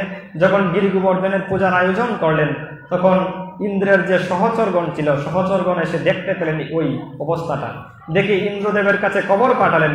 ইন্দ্রদেব কুপিত হয়ে বলছেন কি, নন্দ মহারাজ এতদিন আমার পূজা করে এসেছে, কিন্তু আজ সমস্ত পূজা ত্যাগ করে গিরি গোবর্ধনের পূজা করছে, ওই ছোট্ট বালক কৃষ্ণের কথায় এত বড় সাহস তাদের। তখন বরুণদেবকে আমন্ত্রণ করলেন, প্রবণদেবকে আমন্ত্রণ করলেন। আর ইন্দ্র তো স্বয়ং বৃষ্টির দেবতা, বলছেন বরুণদেবকে এবং বায়ুদেবকে, প্রবণদেবকে, যে তুমি এই বৃন্দাবনে এত জুড়ে বাতাস চালাবে, এত জুড়ে পবন হাওয়া দেবে, যে বৃন্দাবনের জন্য কোনো কিছু না থাকে, একটা জীবকুটি যেন বাঁচতে না পারে। এবং বরুণদেবকে বলেন তুমি তোমার যতটুকু শক্তি রয়েছে ততটুকু শক্তি দিয়ে তুমি এই বৃন্দাবনে বৃষ্টি বর্ষণ করবে, এই বৃন্দাবনকে তুমি একেবারে সমাপ্ত করে দেবে। তখন ইন্দ্র যখন কুপিত হয়ে এই কথা বললেন, তখন এইভাবে বৃষ্টি বর্ষণ করতে লাগলেন এবং প্রচুর বায়ু বর্ষণ করতে লাগলেন। প্রবণদেব যখন বর্ষণ করতে লাগলেন, তখন ভগবান কৃষ্ণ স্বয়ং এই বৃন্দাবনবাসীকে রক্ষা করার জন্য স্বয়ং ভগবান কনিষ্ঠ আঙ্গুল দ্বারা এই গুরু গোবর্ধন পর্বতকে 7 দিন 7 রাত্র ধরে রেখেছিলেন।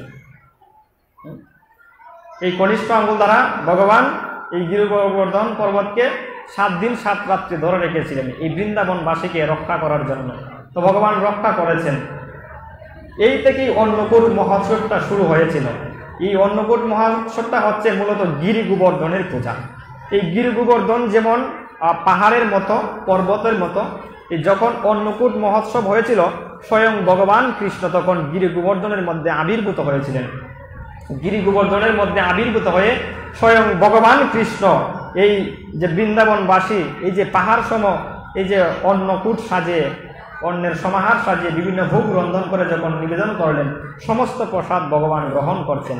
সমস্ত বৃন্দাবনবাসীগণ দেখছেন এই তত্ত্ব, সমস্ত বৃন্দাবনবাসী দেখছেন যে গিরি গোবর্ধন স্বয়ং এই প্রসাদ গ্রহণ করছেন।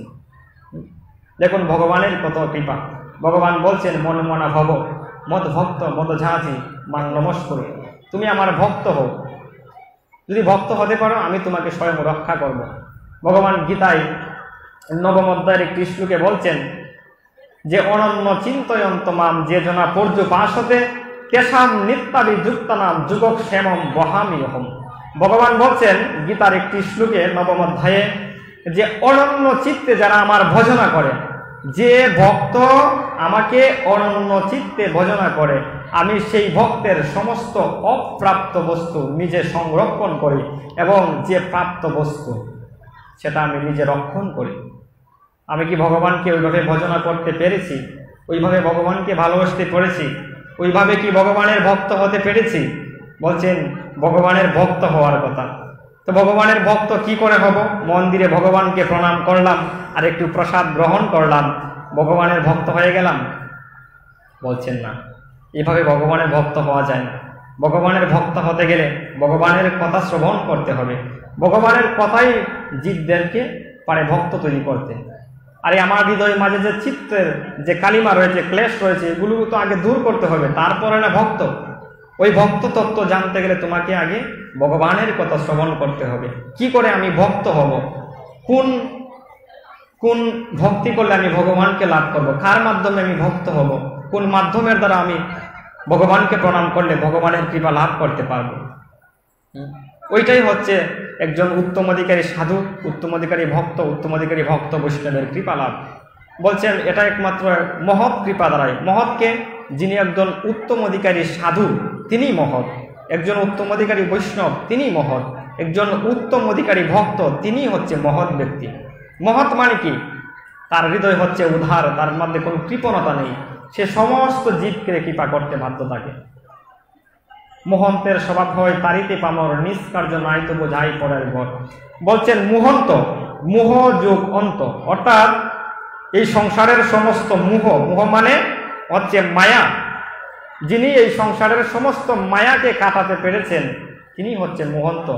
সমস্ত মোহের যিনি অন্ত মানে সমস্ত মোহ যিনি শেষ করতে পেরেছেন, যিনি সমস্ত মোহ শেষ করে সমস্ত মায়াকে কাটিয়ে যিনি ভগবানের চরণে পূর্ণভাবে আশ্রয় গ্রহণ করতে পেরেছেন তিনি হচ্ছে মোহন্ত। বলছেন মোহন্তের স্বভাব হয় তারিতে পামর, নিষ্কার্য নাই তবু যাই পরের বর। এই যে সাধু ভক্ত বৈষ্ণবেরা কেন আসে? এই যে আমরা এত দূর থেকে সিলেট থেকে এসেছি আপনাদের নোয়াখালীতে, অনেক সময় লেগেছে এবং রাস্তাটা খুব খারাপ, অনেক জার্নি করে আমরা এখানে এসেছি। আমাদের কি স্বার্থ আছে এই জায়গায় আসার? কোনো প্রয়োজন ছিল? আমরা তো বাড়িতে বসেই ভগবানকে ডাকতে পারতাম, কোনো মন্দিরে মঠে বসে ভগবানকে ডাকতে পারতাম। তাহলে আপনাদের এই সঙ্গ করার জন্য, আপনাদের চরণগুলিকে শিরে ধারণ করার জন্য, কারণ আপনারা হচ্ছেন সাধুজন, আপনারা ভক্তজন, আপনারা বৈষ্ণবজন, আপনাদের কৃপা যদি কোনো জন লাভ করতে পারি এই জন্মে, হয়তো ভগবান আবার আমাকে কৃপা করে এই মনুষ্য জন্ম দিয়ে পাঠাতে পারে, আবার মনুষ্য জন্ম দিয়ে পাঠিয়ে আমাকে আবার কৃষ্ণ ভজনার সুযোগ করে দিতে পারে, কৃষ্ণ ভজনার সুযোগ করে দিতে পারে। এই জন্মে যদি নাহি হয় কৃষ্ণ ভজন, যদি নাও করতে পারে, যদি সাধুগুরু বৈষ্ণবের কিছুটা কৃপা এই জগৎ থেকে নিয়ে যেতে পারি, আগামী জন্মে ভগবান আমাকে সুযোগ দেবে। এই তত্ত্ব ভগবান বলছেন গীতায়।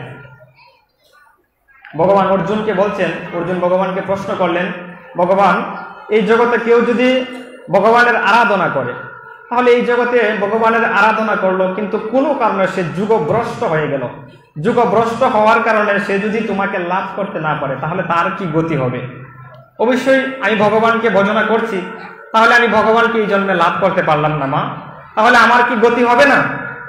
ভগবান বলছেন তারও গতি হবে। কি গতি হবে? ভগবান বলছেন পরবর্তী জন্মে আমি তাকে আবার একজন ধনী ব্যক্তির করে জন্ম দিব। ধনীকে এই জগতে যার কোটি টাকার মালিক আছে সে ধনী, 5 তলা যার বিল্ডিং আছে, 10 তলা যার বিল্ডিং আছে সে ধনী। শাস্ত্র বলছেন না, কৃষ্ণ ধন বিনা ব্যর্থ এই দরিদ্র জীবন। বলছেন আজও যে কৃষ্ণ ধন লাভ করতে পারেনি সেই তো জগতের বুকে সবচেয়ে বেশি দরিদ্র। যে হৃদয় মাঝে আজও কৃষ্ণের প্রতি প্রেম জাগ্রত হয়নি, ভগবানের প্রতি একটু ভালোবাসা জাগ্রত হয়নি, সেই তো দরিদ্র। বলছেন এই জগতে যে টাকা পয়সা আছে, ধন দৌলত, বাড়ি গাড়ি, স্ত্রী পুত্র, সবাইকে রেখে একদিন চলেই যেতে হবে। চলে যেতে হবে না মা? কেউ এই জগতে আছে এমন কেউ যে কোটি টাকার সম্পত্তি তৈরি করেছি, দলিল তৈরি করেছি, এত বাড়ি গাড়ি টাকা পয়সা সবকিছু মৃত্যুর পর আমাকে দিয়ে দেবে? মৃত্যুর আগেই তো সবকিছু আমার থেকে কেড়ে নেয় আমার সন্তানাদি, আত্মীয় স্বজনরা, তাহলে মৃত্যুর পর দেবে এমন চিন্তা আমাদের মাথায় কখনো আসবে? তাহলে বলছেন এই জগতে সবকিছু পরেই থাকবে, সবকিছু পড়ে থাকবে। তাহলে আমরা এই জগৎ থেকে কি নিয়ে যাব? ওই জগৎ থেকে আমরা কৃষ্ণ প্রেম, কৃষ্ণের প্রতি যে ভক্তি, ভালোবাসাটা নিয়ে যাব। ওই ভালোবাসাটাই থাকবে শেষের দিনে। ওই ভালোবাসাটাই মহাপ্রভু দেখবে, আমার গোবিন্দ দেখবেন, তুমি আমার জন্য কতটুকু ভক্তি নিয়ে এসেছো, কতটুকু ভালোবাসা, কতটুকু প্রেম তোমার হৃদয়ের মাঝে সঞ্চিত করে তুমি ওই পারগাটায় এসে দাঁড়িয়েছ। তখন না ভগবান আমাকে উদ্ধার করবে। তো বলছেন এই জন্মে কেউ যদি ভগবানকে লাভ করতে না পারে, অর্জুনকে উপলক্ষ করে এই জগৎকে ভগবান জানিয়ে দিচ্ছেন, অর্জুন তোমার কোনো চিন্তা নাই, এই জগতে যারা ভগবানের আরাধনা করে, ভগবানের সেবক হয়, যারা ভগবানের পূজা করে, যারা ভগবানের ভক্ত হয়, তাদের কোনো টেনশন নাই, তাদেরকে নরকে যেতে হবে না। পরবর্তী জন্মে আমি তাদেরকে একজন কৃষ্ণ ধনী ব্যক্তির ঘরে জন্ম দেব, যেন জন্ম নিয়েই খেতে পারে কৃষ্ণ ভক্ত মায়ের দুগ্ধ। ওই রকম জন্ম নিয়েই যেন কৃষ্ণ ভক্ত মায়ের দুগ্ধ পান করতে পারে, ওই রকম কৃষ্ণ ভক্ত মায়ের গর্ভে আমি তোমাকে জন্মদান করব। আমার তো সেই সৌভাগ্য হয়নি, কৃষ্ণ ভক্ত মায়ের গর্ভে আসতে পারিনি। তথাপি অনেক মা আমাকে হেল্প করে, অনেক সাহায্য করেন এই কৃষ্ণ ভক্তি যাজনে। আজ পর্যন্ত আমার মা কোনোদিন আমাকে বাধা দেয় নাই কৃষ্ণ ভক্তি যাজনে। সংসারের বড় ছেলে, কিন্তু সবকিছু ছেড়ে চলে আসি। সবকিছু ছেড়ে বলতে সংসারে আছি, কিন্তু এই সাধু সঙ্গে চলে আসি। কিন্তু পরিবারে তো অনেক দায়িত্ব, এগুলো সব ছেড়ে চলে আসি সাধু সঙ্গে। বাড়িতে গেলে মনটা বসে না, ভালো লাগে না, সাধু সঙ্গে চলে আসি। 3 মাস 4 মাস 5 মাস পর্যন্ত এই সাধু সঙ্গে থাকি, আবার কয়েকদিন থাকি, বাড়িতে গিয়ে আবার চলে আসি। ভালো লাগে না কেন যেন সাধু সঙ্গ না করলে। আসলে সাধু সঙ্গ করতে করতে মনটাই এরকম হয়ে গিয়েছে।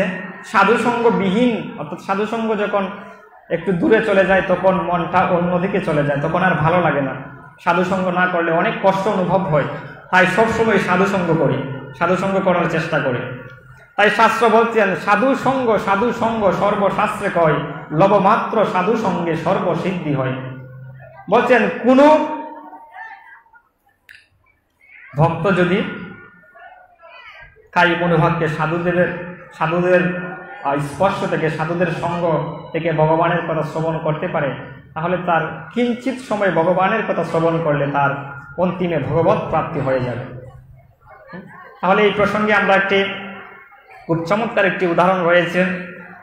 এই উদাহরণটি হলো, তো একদিন নারদমণি একটি নদীর পাশ দিয়ে হেঁটে যাচ্ছেন। তো নারদমণি নদীর পাশ দিয়ে হেঁটে যাচ্ছেন, হঠাৎ দেখছেন একটি কচ্ছপ। তো এই কচ্ছপটি এক জায়গায় দেখছে যে ভগবানের কথা কীর্তন হচ্ছে। তো ভগবানের কথা যখন কীর্তন হচ্ছে, ওই কচ্ছপটির হয়তো পূর্বজন্মের কোনো না কোনো সুকৃতি ছিল, যার কারণে তার হয়তো কোনো অভিশাপের কারণে সে কচ্ছপ রূপে জন্ম নিয়েছে। কিন্তু তার ওই পূর্ব চেতনটা ছিল, আমি যে পূর্বজন্মে মনুষ্য জনিতে জন্ম নিয়েছি, এই জন্মে আমি কচ্ছপ জনিতে জন্ম নিয়েছি, এই স্মরণটা তার হৃদয়ের মাঝে জাগ্রত হয়েছে। যখন একটা জায়গায় নদীর পাশে ভগবানের কথা কিছু সাধুগণ বসে কীর্তন করছেন, শ্রবণ করছেন তারা।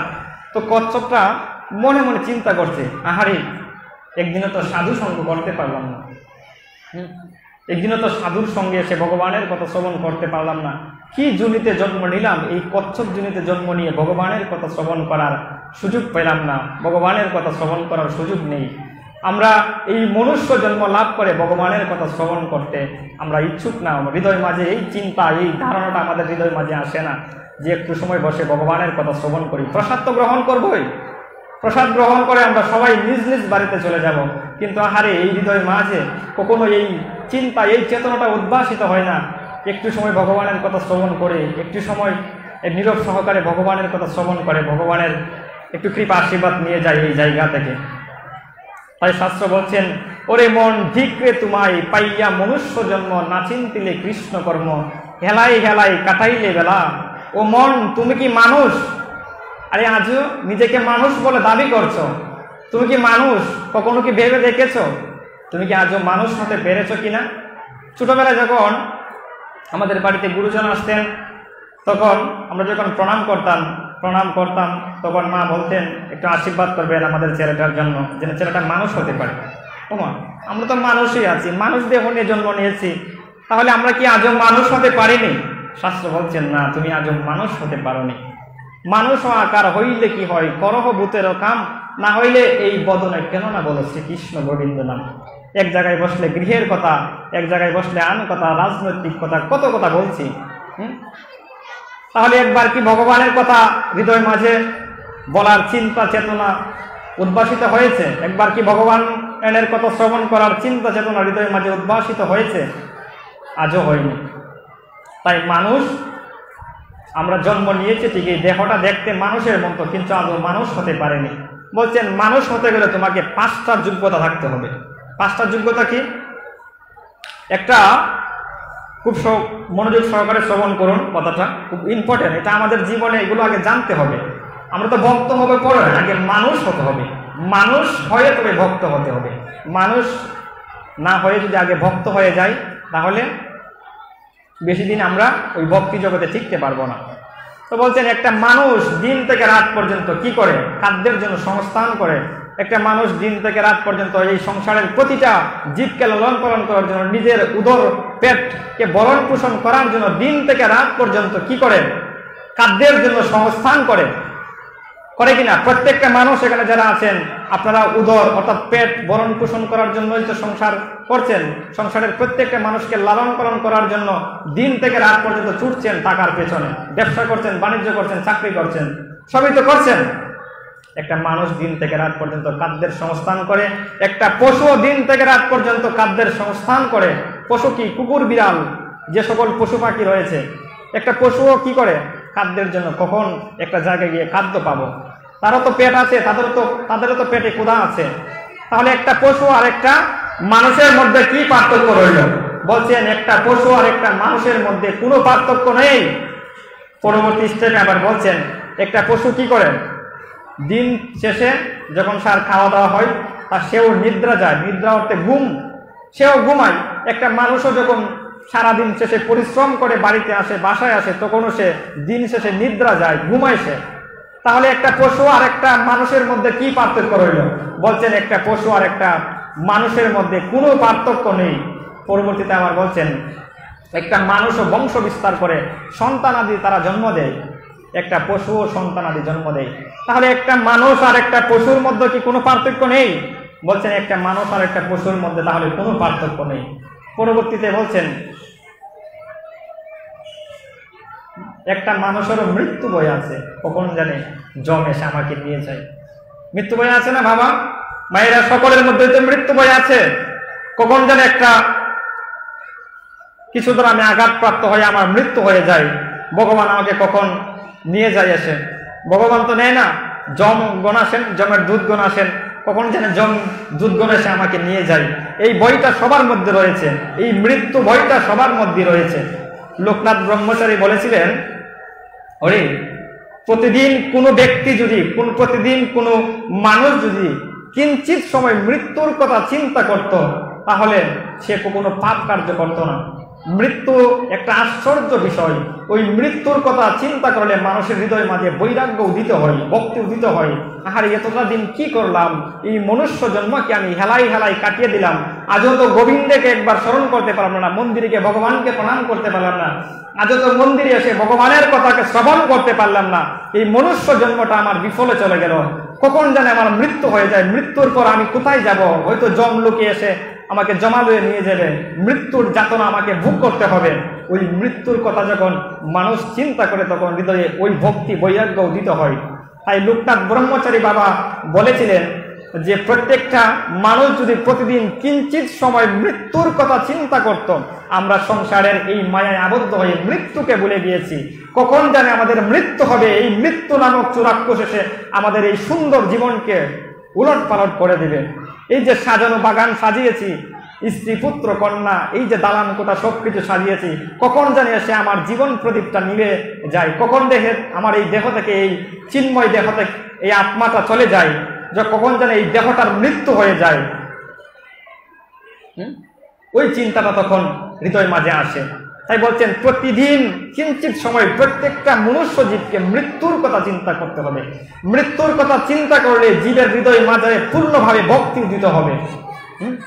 তাই মৃত্যুর কথা চিন্তা করতে বলছেন প্রত্যেকটা মানুষের মৃত্যু হবে, একটা পশুর মৃত্যু হবে।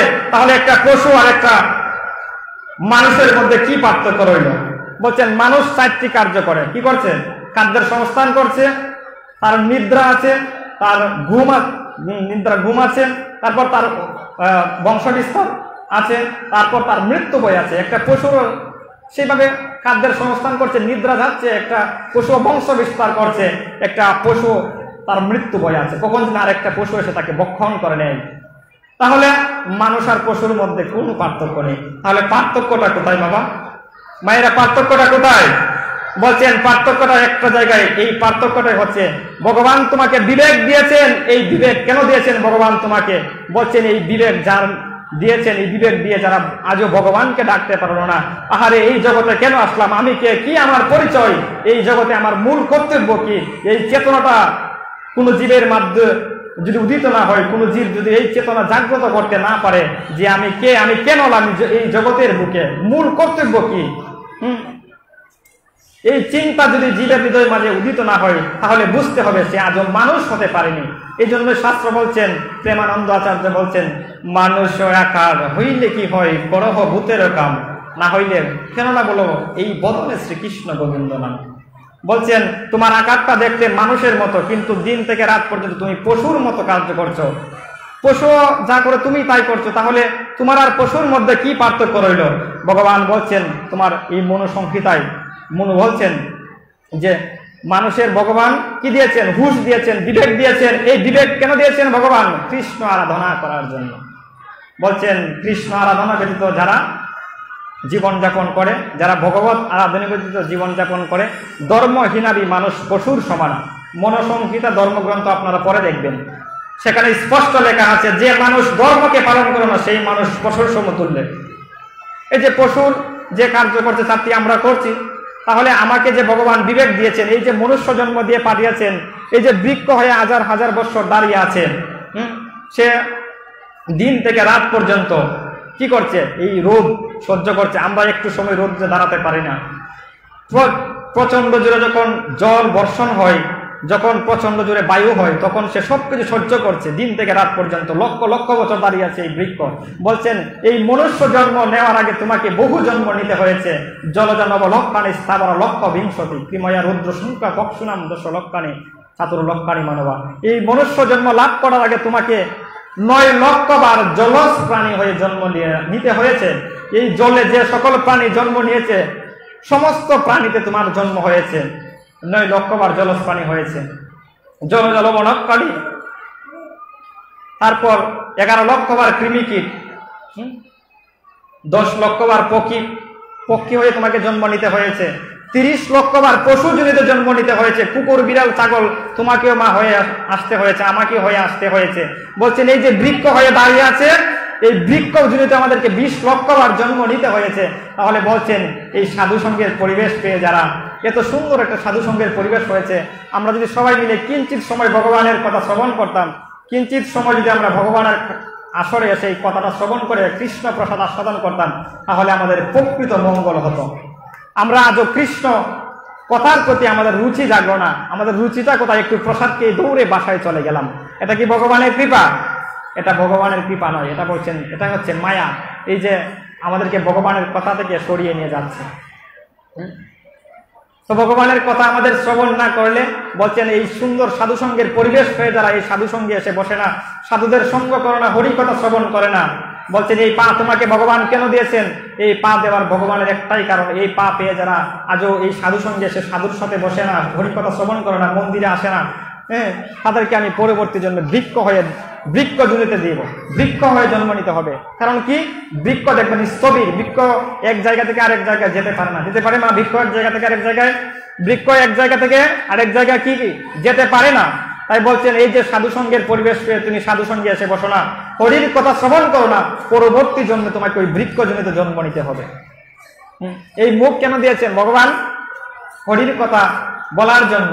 এই কর্ণ ভগবান কেন দিয়েছেন? বৃক্ষের কোনো কর্ণ আছে মা? বৃক্ষের কোনো কর্ণ আছে? চক্ষু আছে? কোনো কিছু নেই। তাহলে বৃক্ষের কোনো কিছু নেই। বলছেন এই যে তোমাকে ভগবান চক্ষু দিয়েছেন সাধুকে দর্শন করার জন্য, দর্শনে পবিত্র করো এই তোমার গুণ। বলছেন সাধুকে দর্শন করলেই কৃপা হয়ে যায়। বলছেন আমরা যখন গঙ্গায় যাই, গঙ্গায় স্নান করলে আমাদের পাপ দূর হয়, কিন্তু মানুষ 3 প্রক্রিয়ায় পাপ করে, কায়িক, বাচিক, মানসিক। বলছেন গঙ্গায় স্নান করলে আমাদের দেহ গঠিত যে পাপ আছে ওই পাপটা দূর হয়, কিন্তু আমাদের হৃদয়ের মাঝে যে আরো বাচিক মানসিক মন দিয়ে যে পাপ করছি, বাক্য দ্বারা যে পাপ করছি, ওই পাপগুলো কি করে দূরীভূত হবে? বলছেন ওই পাপগুলো দূরীভূত করতে হলে তোমাকে ওই ভগবানের কথার আসরে আসতে হবে। গঙ্গায় যে স্নান করলে দেহ দ্বারা পাপ আমাদের দূর হলে হতে পারে, যদি বিশ্বাস হয়, বিশ্বাস না হলে দূর হবে না। আমরা গঙ্গায় স্নান করে ঠিকই, কিন্তু একটু পরে এসে ভাবি আমার কি পাপ দূর হয়েছে? বিশ্বাস আছে মা? গঙ্গায় যে স্নান করলাম বিশ্বাস আছে পাপ কি দূর হয়েছে কিনা? বলছেন গঙ্গায় স্নান করে আসলাম, কিন্তু একটু পরে উঠে মনে মনে ভাবছি পাপ কি দূর হলো? গঙ্গায় যে স্নান করলাম। বলছেন তোমার সমস্ত পাপ দূরীভূত হয়ে যাবে, তোমার কায়িক বাচিক মানসিক সমস্ত পাপ দূরীভূত হয়ে যাবে তুমি যদি ভগবানের কথার আসরে এসে কাই মনোবাক্যে ভগবানের কথা শ্রবণ করতে পারো। কারণ ভগবানের কথাই পারে জীবকে পূর্ণভাবে এই হৃদয়ের সমস্ত ময়লা আবর্জনাকে দূরীভূত করে অন্তিমে ভগবানের চরণ লাভ করে দিতে। ভগবানের কথা শ্রবণ করতে হবে, না হলে কি হবে? বৃক্ষজনিত জন্ম নিতে হবে, পশু পাখি কৃমিকীট হয়ে আবার জন্ম নিতে হবে। কত মলমূত্রে কৃমিকীট মলমূত্র থাকে না, ওই মলমূত্রের মধ্যে কৃমিকীট হয়ে তোমাকে জন্ম নিতে হবে। 30 লক্ষবার পশুজনী তোমাকে জন্ম নিতে হবে। ছাগল, বিড়াল, ভেড়া, গরু এগুলো তোমাকে হয়ে জন্ম নিতে হবে। মাছ, হাঙ্গর, তিমি এগুলো হয়ে তোমাকে জন্ম নিতে হবে। সর্প হয়ে তোমাকে জন্ম নিতে হবে। ব্যাং হয়ে তোমাকে জন্ম নিতে হবে। ভগবান এই পা দিয়েছেন কোন পায়ের সৎ ব্যবহার করার জন্য। পায়ের সৎ ব্যবহারটা কি? কুকর্ম করার জন্য নয়। এই হাত দিয়েছেন কেন ভগবান? কুকর্ম করার জন্য নয়। ভগবান কেন দিয়েছেন এই হাত? কেন দিয়েছেন ভগবান? ভগবানের সেবা করার জন্য, ভগবানের শ্রী মন্দিরকে মার্জন করার জন্য, ভগবানের বিগ্রহের সেবা করার জন্য। এই মুখ দিয়েছেন ভগবানের কথা বলার জন্য, এই মুখ দ্বারা ভগবানের স্তুতি করার জন্য, ভগবানের বন্দনা করার জন্য। এই চক্ষু কেন দিয়েছেন ভগবান? ভগবানের বিগ্রহকে দর্শন করার জন্য, এই সাধু ভক্ত বৈষ্ণবদেরকে দর্শন করার জন্য ভগবান এই চক্ষু দিয়েছেন। এই কর্ণ ভগবান কেন দিয়েছেন? বলছে আজ তুমি এই কর্ণ পেয়েছো ভগবানের কথা শ্রবণ করবে, করার জন্য। করার মতো ভগবান তোমাকে সুযোগ দিয়েছেন। এমন একটা সময় আসবে গো মা, এই কর্ণ তোমার বধির হয়ে যাবে। এই কর্ণ বধির হবে না মা? কেউ কি এই সবসময় এই শ্রবণ শক্তি এরকম থাকবে? এই জগতে অনেকে দেখবেন যারা কর্ণে শ্রবণ করতে পারে না, তারা কত হতভাগা, তারা ভগবানের কথা শ্রবণ করতে পারছে না। ভগবান আমাদেরকে সুযোগ দিয়েছেন এই কর্ণে ভগবানের কথা শ্রবণ করার, এই সাধুসঙ্গের পরিবেশ দিয়েছেন, তথাপি আমরা এই সাধুসঙ্গে এসে ভগবানের কথা শ্রবণ করি না। তো বলছেন ওরে মন ধিক রে তোমায়, তোমার এই মনুষ্য জন্মটা ধিক, ধিক তোমায়। তুমি যে এই মনুষ্য জন্ম লাভ করলে, এই মনুষ্য জন্ম পেয়ে তুমি ভগবানের কথা শ্রবণ করলে না, তোমাকে আবার ওই সকল জনিতে জন্ম নিতে হবে। তাই আমরা চাই ওই বৃক্ষ হয়ে দাঁড়িয়ে থাকতে 20 লক্ষ বছর। আমরা কি চাই 30 লক্ষ বছর পশুজনিতে জন্ম নিতে? আমরা চাই 9 লক্ষ বছর জলজ প্রাণী হয়ে আসতে, 11 লক্ষ বার কৃমিকীট, 10 লক্ষ বার পাখিজনী, তারপরে না মনুষ্য জন্ম। আবার মনুষ্য জন্ম পাবো কিনা তারও কোনো গ্যারান্টি নেই, কোনো সন্দেহ নেই, কোনো গ্যারান্টি নেই। তাই বলছেন এই মনুষ্য জন্মে তোমাকে সার্থক করতে হবে। পাইয়া মনুষ্য জন্ম না চিন্তিলে কৃষ্ণ কর্ম, হেলাই হেলাই কাটাইলে বেলা। এই ভাবছ যে একটু বয়স হোক তারপর হরিনাম করব। বিশেষ করে যারা আমাদের বয়সী ইয়াং যুবক রয়েছেন, যারা তরুণ প্রজন্ম রয়েছেন, তারা মনে করে কি একটু বয়স হোক, একটু বৃদ্ধ বয়স হলে আমরা ভগবানের কথা শ্রবণ করব, একটু হরিভজন করব, ভগবানকে ডাকবো। কিন্তু শাস্ত্র বলছেন এই হরিভজন করার সময়টাই হচ্ছে এই কৌমারকাল, এই শৈশবকাল, এই যৌবন বয়সে।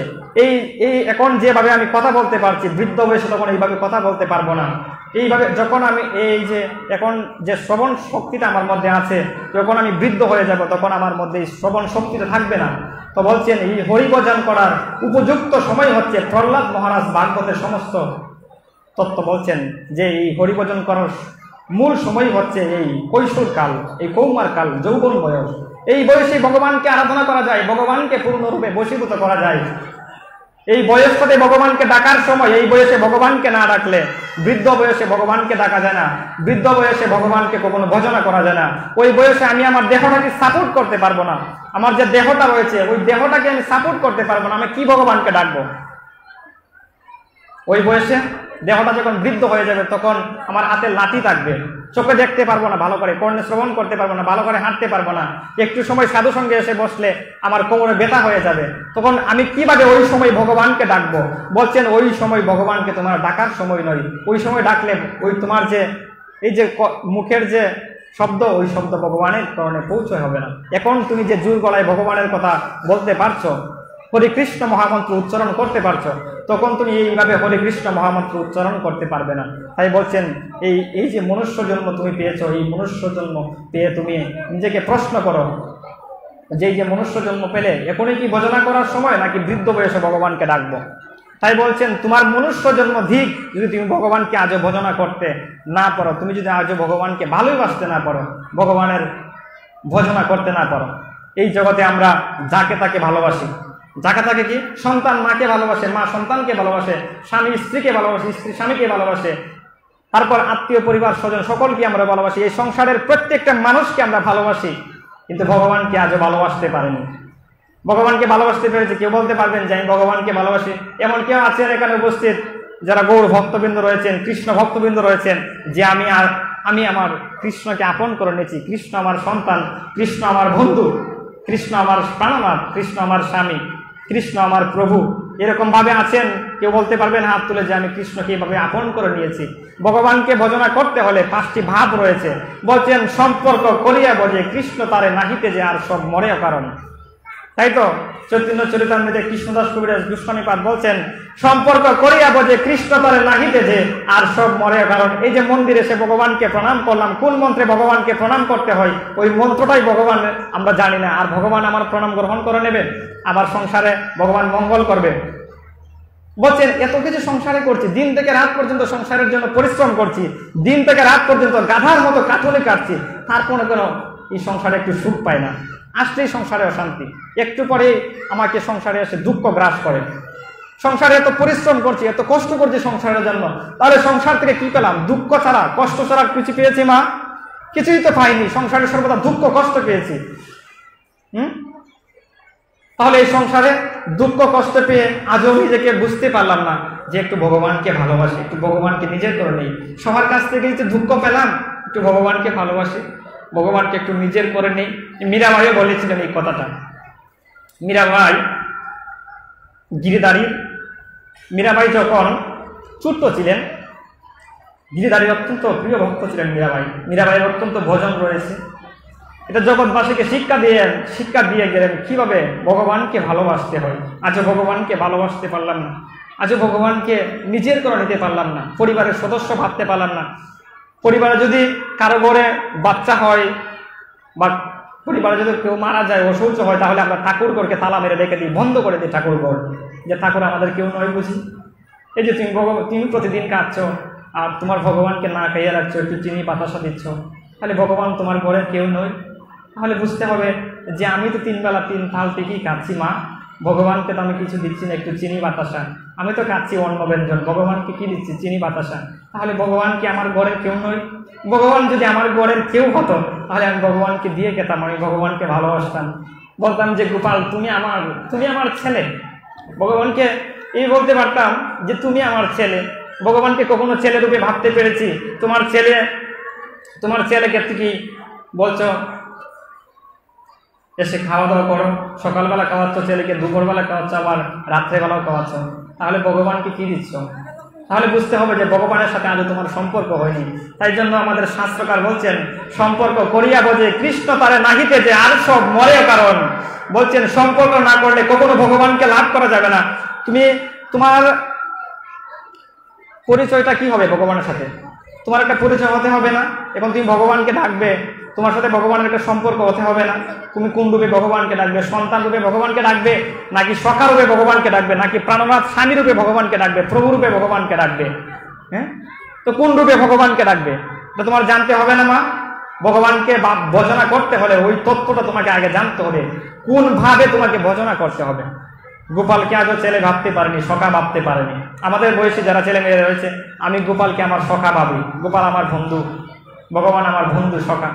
আমি যদি গোপালকে প্রভু ভাবি, তিনি আমার মালিক, হ্যাঁ, আমি তার চাকর, তো মালিকের চাকরের কর্তব্য কি? মালিকের হুকুমকে পালন করা, ভগবানের হুকুমকে পালন করা, ভগবানের সেবা করা হচ্ছে চাকরের কর্তব্য। আমি যদি ভগবানের গোলাম ভাবি আমি নিজেকে, আমি যদি গোপালকে আমার ছেলে ভাবি, তাহলে আমার নিজের ছেলেকে যেভাবে আমি 3 বেলা 3 তাল আমি তাকে অন্ন ব্যঞ্জন রন্ধন করে খাওয়াচ্ছি, তাহলে গোপালকে সেইভাবে সেবা করতে হবে, তাহলেই তো ভালোবাসা হবে, না হলে ভালোবাসা হবে না। ভালোবাসা থাকলে সময় থাকবে। এটাই তো আমাদের বয়সী যারা তরুণ প্রজন্ম রয়েছে, দেখবেন ভালোবাসা থাকলে শত চাকরির মাঝেও ব্যবসার মাঝেও ভালোবাসার মানুষটাকে কি দেয়, সময় দেয়। একটু কথা বলি, কথা না বললে ভালো লাগে না, কষ্ট অনুভব হয়। কিন্তু যাকে ভালোবাসার কথা তাকে আমরা ভালোবাসতে পারি না। ভগবানকে ভালোবাসতে পারি না, তাকে একটু সময় দিতে পারি না। কিন্তু মন তো দিয়ে দিয়েছি অন্যজনকে, ভালোবাসার মানুষকে। মা সন্তানকে খুব ভালোবাসে, সন্তান আমার, সব কিছু আমার। সন্তানকে ভালোবাসে, কিন্তু ভগবানকে ভালোবাসতে পারেনি। যদি তুমি ভগবানকে সকারূপে ভালোবাসো, বন্ধু, তোমার বাড়িতে বন্ধু এসেছে, ধরো তোমার বাড়িতে বন্ধু এসেছে, তোমার পরম বন্ধু, তো ওই বন্ধু যদি তোমার বাড়িতে এসে তোমার বন্ধুকে রেখে তুমি খেতে পারবে মা?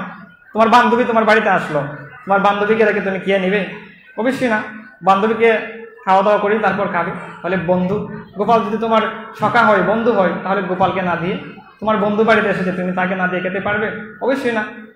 তাহলে গোপালকে ওইভাবে ভোজনা করতে হবে, তাহলে না ভগবানের কৃপাটা লাভ হবে। তো মীরাবাই কি করছেন, মীরাবাই যখন ছোট্ট, তখন তাদের বাড়ির পাশে একটা মেয়ের বিয়ে হচ্ছে, খুব ছোট্ট। মীরাবাই তখন 5 বছর বয়স। তখন বিয়ে যখন হচ্ছে, তখন বলছে, মাকে প্রশ্ন করছে, মা ওই পাশের বাড়িতে কি হচ্ছে গো? তখন বলছে, ওই পাশের বাড়িতে বিয়ে হচ্ছে, বিয়ে হচ্ছে, তো আমি দেখবো। তো বলছে চলো। যখন গিয়ে দেখলো একটা মেয়ের বিয়ে হচ্ছে, তখন মনে মনে ভাবলো, মাকে প্রশ্ন করছে, মনে মনে চিন্তা করে যে মা আমারও কবে বিয়ে হবে? তো বলছে তোমার বিয়ে হবে যখন তোমার সময় হবে, তখন তোমার বিয়ে হবে। মীরাবাইকে তার মা বলছেন। তো বলছেন, না মা, আমার এখনই বিয়ে চাই, আমার এখনই বিয়ে করতে হবে, আমার একটা বর লাগবে, আমি বরকে ডাকবো, ওই বরকে আমি সেবা করব। মীরাবাই তার মাকে এইভাবে আকুতি যাপন করছেন।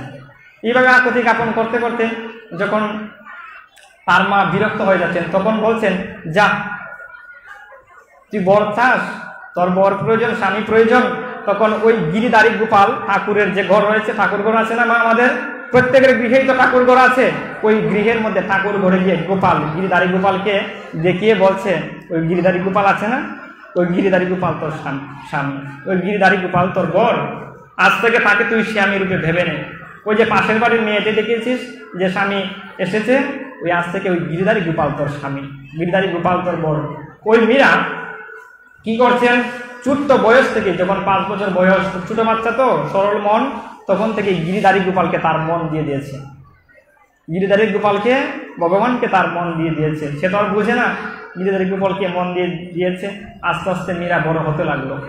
তো মীরা এতটাই সুন্দর ছিলেন, রূপবতী এবং গুণবতী, এবং তিনি খুব সুন্দর ভজন কীর্তন করতে পারতেন।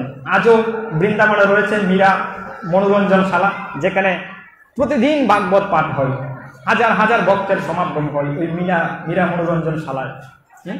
তো ওই মীরা যখন আস্তে আস্তে বড় হতে লাগলেন, যখন যুবতী বয়স অর্থাৎ যৌবন বয়স যখন পদার্পণ করলেন, ওই যৌবন বয়স আসা মাত্রই প্রত্যেকটা পিতামাতারই যখন সন্তান বড় হয়ে যায়, মেয়ে যখন বড় হয়ে যায়, তখন তাদের একটা দায়িত্ব থাকে যে আমার মেয়েটাকে কিভাবে বিয়ে দেব।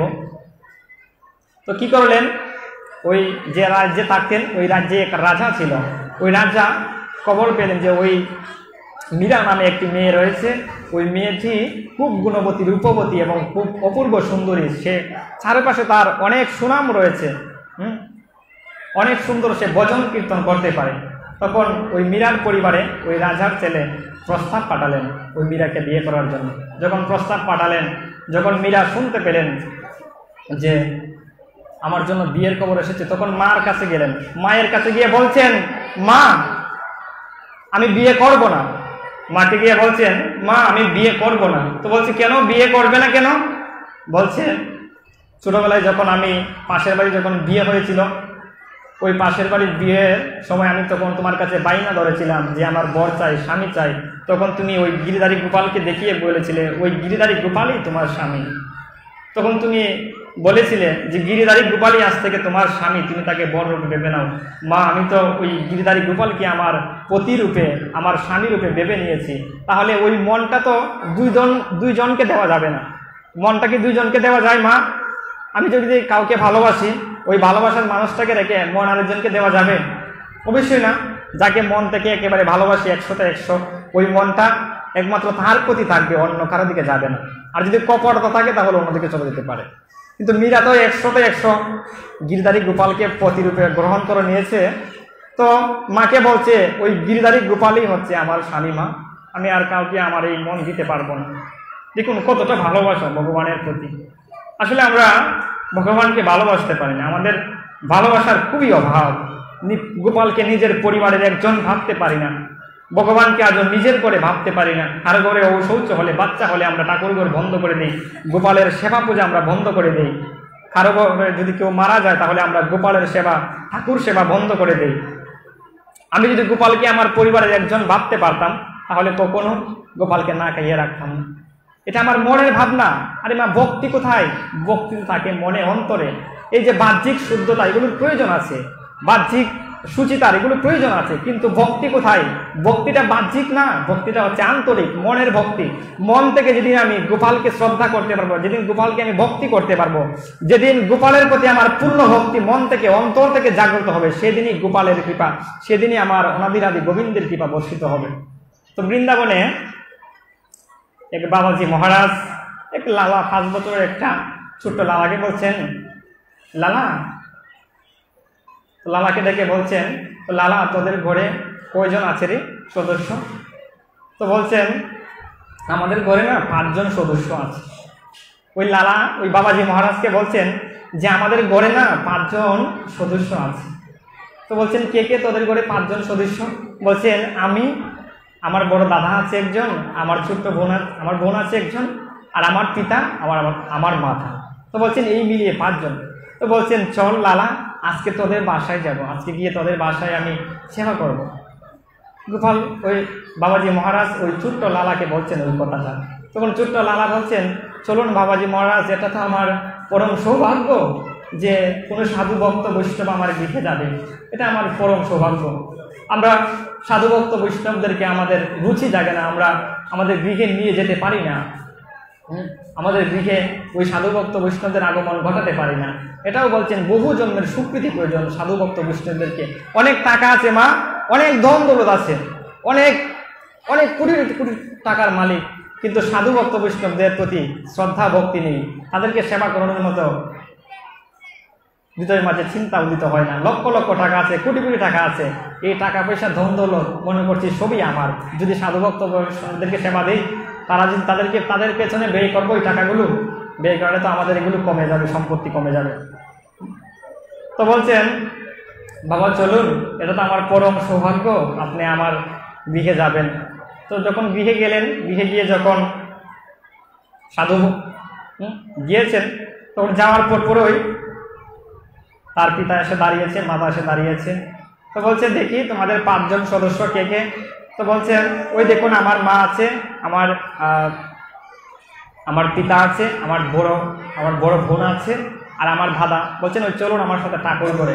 ওই ঠাকুর করে গিরিধারী যে গোপাল আছে না মা, গোপাল যাদের গৃহে গোপাল আছে, তো গোপালকে দেখিয়ে বলছে ওই গোপাল হচ্ছে আমার দাদা, বড় দাদা, গোপাল দাদা আমার।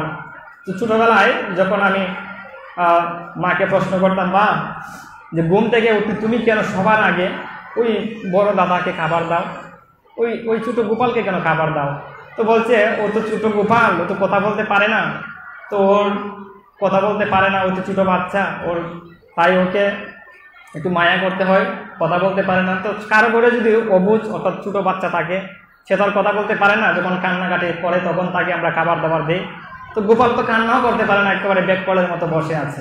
ঠাকুর যখন আমরা রাখি একদম দেখবেন আসনের মধ্যে, সিংহাসনের মধ্যে বেককলের মতো বসে আছে, কিছু কিছু না হাত পেতে ভিখারির মতো। গোপাল হাতে বসে আছে না মা, ভিখারির মতো এভাবে হাত পেতে বসে আছে। এই হাত পেতার মানে কি মা? এই হাত পেতে বিষয় আছে, ওরে সংসারী জীব, তোদেরকে আমি অনন্তকাল ধরে ডাকছি, তোদের কি এই কর্ণ কুহরে তোদের এই আমার কথা সব বুঝিত হয় না? গোপাল ডাকছেন আমাদেরকে, এটা শিক্ষা, জগৎবাসীকে গোপাল শিক্ষা দিচ্ছেন। ওরে সংসারী জীব, তোদেরকে আমি অনন্তকাল ধরে ডাকছি, তোদের কি কর্ণ কুহরে এই কৃষ্ণ কথা, এই কথা গোচরিত হয় না? যে কথা শ্রবণ করে তোদের হৃদয় মাঝে আমার প্রতি ভক্তি জাগবে, আর যে ভক্তির দ্বারা এই জগৎ থেকে উদ্ধার হয়ে তারা অন্তিমে আমার চরণ লাভ করতে পারবে, ওই চিন্তা কি তোদের হৃদয় মাঝে আসে না? বলছেন ওই যে ছোট্ট ওই যে গোপাল দেখছো না, ওই গোপাল বলছে আমার দাদা। মা বলতেন ছোটবেলায় যে গোপাল তো কথা বলতে পারে না, তাই ওই ছোট্ট দাদাকে আগে খাবার দিতে হয়, তারপর তোদেরকে খাবার দেবে। তো বলছেন ওই গোপাল তোর দাদা? তখন বাবাজি মহারাজ কি করলেন, ওই ছোট্ট লালাকে জড়িয়ে ধরলেন, জড়িয়ে ধরে বলছেন, লালা রে, আজও হৃদয় মাঝে ওই ভক্তিটাই আসেনি যে ভগবান আমার ভাই, ভগবান আমার দাদা, ভগবান আমার বন্ধু, ভগবান আমার সখা, ভগবান আমার ছেলে, ভগবান আমার স্বামী। ওই চিন্তাটাই হৃদয় মাঝে কখনো আসেনি। যেদিন ভগবানকে নিজের করে নিতে পারবো, যেদিন মীরা ভাইয়ের মতো ভগবানকে নিজের করে নিতে পারবো, তো মীরা ভাই যখন বলছেন, তখন বাধ্য হয়ে মীরা ভাইকে ওই রাজার ছেলের সঙ্গে বিয়ে দিতে হলো। যখন বিয়ে দিলেন, বাসার রাতে গিয়ে মীরাবাই পাগলের মতো হয়ে গেলেন, অর্থাৎ পাগলের মতো অভিনয় করছেন। কারণ মীরাবাই তো সত্যিকার অর্থে তার মনটা গিরধারী গোপালকে দিয়ে দিয়েছেন, ভগবানকে দিয়ে দিয়েছেন। ভগবানকে যে একবার মন দিয়ে দেয়, ওই মন অন্যদিকে আর কখনো যাবে না, এটাই শাস্ত্রের কথা। ভগবানকে যে একবার ওই মন দিয়ে দিতে পারে মা, ওই মন অন্যদিকে কখনো যাবে না। এই জগতের যে আত্মীয় স্বজন, পরিবার পরিজন, স্ত্রী পুত্র পরিজন রয়েছে, কারো প্রতি ওই মন দাবিত হবে না। একে ভগবানকে যে ভালোবাসে, সংসারের প্রতি তার আসক্তি ধীরে ধীরে কমে আসে। এই যে মা সাধু সঙ্গে আসি, এখন একদম সত্যি কথাটাই বলছি, যখন সাধু সঙ্গে থাকি একদম পরিবারকে ভুলে যাই, মানে মনের ভিতরে পরিবারের চিন্তাটাই আসে না। যখন আবার সাধু সঙ্গে থেকে যাই, তখন মার কথা মনে পড়ে, আরে মা কেমন আছে, ওই মায়া এসে আমার গ্রাস করে ফেলে। এটা মায়া বলতে সংসারের প্রতি দায়িত্ববোধ আছে, থাকবেই। এটা আমাদেরকে যতদিন সংসারে আছি করে যেতে হবে। পিতামাতাকে শ্রদ্ধা ভক্তি এবং পিতামাতার সেবা করতে হবে। আমরা সাধু হয়ে গিয়েছি বলে যে আমাদের পিতামাতার সেবা করতে হবে না, তা কিন্তু শাস্ত্র বলে নাই। বলছেন সাধু ভক্ত বৈষ্ণবরাই প্রকৃত পিতামাতার সেবা করে। আর যারা বাকি সংসারের যে সকল জীব রয়েছে, তারা পিতামাতার প্রতি সম্মান ভক্তি প্রদর্শন করে না। এই প্রসঙ্গে গতকাল আমার গুরু ভাই শ্রী রাহুল কৃষ্ণ দাস এবং আমার শিক্ষাগুরু শ্রী রাহুল কৃষ্ণ দাস প্রভুজি বলে গিয়েছেন, আজকেও রাত 8টা থেকে প্রবচন শুরু হবে, আপনারা সকলেই উপস্থিত থাকবেন, ভগবানের কথা শ্রবণ করবেন। তো যে প্রসঙ্গটা ছিলেন, এই প্রসঙ্গটা বলে আমরা আলোচনা বিশ্রামের পথে যাব।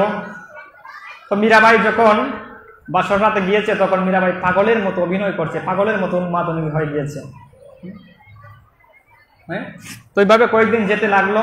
তখন রাজার ছেলেকে বলছে যে আমার তো একটা গিরিধারী গোপাল আছে, ওই গিরিধারী গোপালকে ছাড়া আমি থাকতে পারবো না। দেখুন গিরিধারী গোপালকে কতটা ভালোবাসে। আরে ভগবানকে ভালোবাসলে ভগবানকে সময় দেওয়ার টাইম থাকবে। এই সংসারে প্রত্যেকটা মানুষকে আমরা সময় দিই মা, সন্তানকে ভালোবাসি তাই সন্তানকে সময় দিচ্ছি, পরিবারের সবাইকে ভালোবাসি, আত্মীয় স্বজন, হ্যাঁ, স্ত্রী পুত্র সবাইকে ভালোবাসি তাই তাদেরকে সময় দিচ্ছি। কিন্তু ভগবানকে কি সময় দিচ্ছি? একটু সময় ঠাকুর ঘরে সে একটা প্রণাম দেওয়ার সময় পর্যন্ত আমাদের নেই। বলুন কয়টা মানুষ আছে ঠাকুর ঘরে গিয়ে 2 ঘন্টার সময় 3 ঘন্টার সময় গোপালের সাথে আমরা কথা বলি, গোপালের সাথে আমরা গিয়ে একটু নিজের সুখ দুঃখটাকে শেয়ার বিনিময় করি। এমন কেউ আছেন যে আমি গোপালের সাথে গিয়ে এই সুখ দুঃখটাকে, আমার নিজের সুখ দুঃখটাকে বিনিময় করি গোপালের সাথে, ভগবানের কাছে? এই সংসারে প্রত্যেকটা মানুষ যখন দুঃখী হয়, আমার কারো ঘরে যদি কেউ মারা যায়, অপর একজন পাশের বাড়ির একজন আত্মীয় স্বজন এসে বলে, ওগো শ্যামানন্দর মা তুমি আর কেঁদো না, কেঁদে কি হবে, যে চলে যাওয়ার তো সে চলেই গিয়েছে। তাহলে ওই মানুষটার জন্য কেঁদে কি হবে? ওই মানুষটা তোমাকে এসে সান্ত্বনা দিচ্ছে, হ্যাঁ, তাহলে সে কি দুঃখী নয়, সে কি সুখী? একজন সুখী মানুষ পারে অপর একজন দুঃখী মানুষকে সুখী করতে, একজন দুঃখী মানুষ কখনো পারে না অপর একজন দুঃখী মানুষকে সুখী করতে। তাহলে সংসারে প্রত্যেকটা মানুষ দুঃখী, তাহলে অপর একটা দুঃখী মানুষকে কে করে সুখী করবে? তো বলছেন একজনই সুখময়, একজনই সুখী, যিনি আনন্দময়, সচ্চিদানন্দ বিগ্রহ অনাদিরাদি গোবিন্দ সর্বকারণ কারণ। বলছেন আমার অনাদিরাদি গোবিন্দই হচ্ছে সকল আনন্দ, সকল সুখের উৎস। ওই গোবিন্দের কাছে যে একবার শরণাগত হয়, এই সংসারে দেখবেন দুঃখ পেলে, সন্তানের যদি অসুখ হয়, যখন ডাক্তার বলে দেয় যে তোমার সন্তান আর বাঁচবে না মা, তখন কার কাছে এসে আমরা ধন্যা দেই? ওই ঠাকুরের ঘরে এসে ধন্যা দিই, কারণ ঠাকুরই হচ্ছে আমার শেষ ভরসা, ওই ভগবানই হচ্ছে না আমার শেষ ভরসা। তখন ভগবানের চরণে এসে আমরা শরণাগত হই, ভগবান তুমি আমাকে রক্ষা করো, তুমি আমার সন্তানকে রক্ষা করো, তুমি আমার স্বামীকে রক্ষা করো, তুমি আমার আত্মীয় স্বজনকে রক্ষা করো। ওই ভগবানের কাছে এসে আমরা ধন্যা দিই, তখন ঠাকুর ভগবান আমার সবকিছু হয়ে যায়। আর যখন ভালো হয়ে যায় সন্তান, পরিবার পরিজন, তখন আবার ভগবানকে ভুলে যায়। দুধ চাই, ভগবান বলে কিছু নাই। ভগবান আমার কে? ভগবানকে ডাকতে হবে নাকি? বিপদে পড়লি ভগবান। দেখবেন যখন ঝড় আসে, তুফান আসে, তখন রাম রাম রাম রাম রাম। ঝড়ও নাই, তুফানও নাই, রামও নাই, কৃষ্ণও নাই, রাধেও নাই, কেউই নাই। কেউ আছে? বিপদে পড়লি ভগবান। তো বলছেন বিপদে নাই, বিপদে সম্পদে রাখিবে যে পদে, তার পদ কেন ভাবো না? কে তোমায় কি কথা কহিবে, সেই কথা ভাবিলে কি আর চলিবে মা? কে তোমায় কি কথা কহিবে, সেই কথা ভাবিলে আর কি চলিবে? বিপদে সম্পদে রাখিবে যে পদে, তার পদ কেন ভাবো না? বলছেন কে তোমায় কি কথা বহিবে। কৃষ্ণ ভজন করতে গিয়ে মীরাবাইকে সবাই বলে গিয়েছিলেন তুমি হচ্ছ কলঙ্কিনী, তুমি নিজের স্বামীকে রেখে পরপুরুষকে ভালোবাসো। পরপুরুষকে ভগবানকে ভালোবাসে। ভগবান পরপুরুষ, ভগবান পরপুরুষ। ভগবান আমাদের কেউ নয়, পরিবারের কেউ নয় মা। ভগবান পরিবারের আমাদের, অবশ্যই ভগবান পরিবারের আমাদের একজন, তাই পরিবারের একজন ভাবতে হবে। তাই মীরাবাই বলছেন তার স্বামীকে, দেখো না আমার তো গিরিধারী গোপাল আছে, ওই গোপালের সেবা ছাড়া আমি থাকতে পারবো না, আমার জন্য আলাদা ঠাকুরের ব্যবস্থা করে দিন, ঠাকুর ঘরের ব্যবস্থা করে দিন। তখন ঠাকুর ঘরের ব্যবস্থা করলো।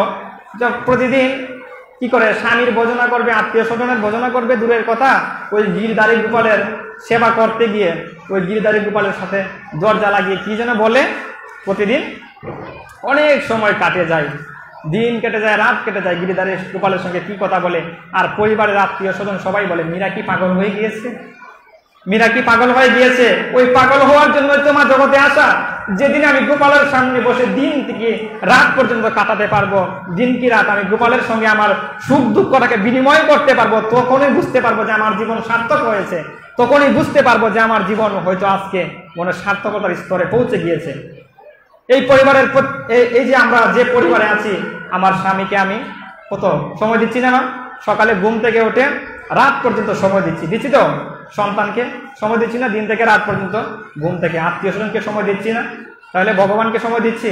তো বলছেন যেদিন তোমার ওই দিনটা হবে, দিন থেকে রাত পর্যন্ত গোপালের চিন্তা হবে, গোপালের কিভাবে সেবা করব, ভগবানের কিভাবে সেবা করব, আমার প্রাণ গোবিন্দের কিভাবে সেবা করব।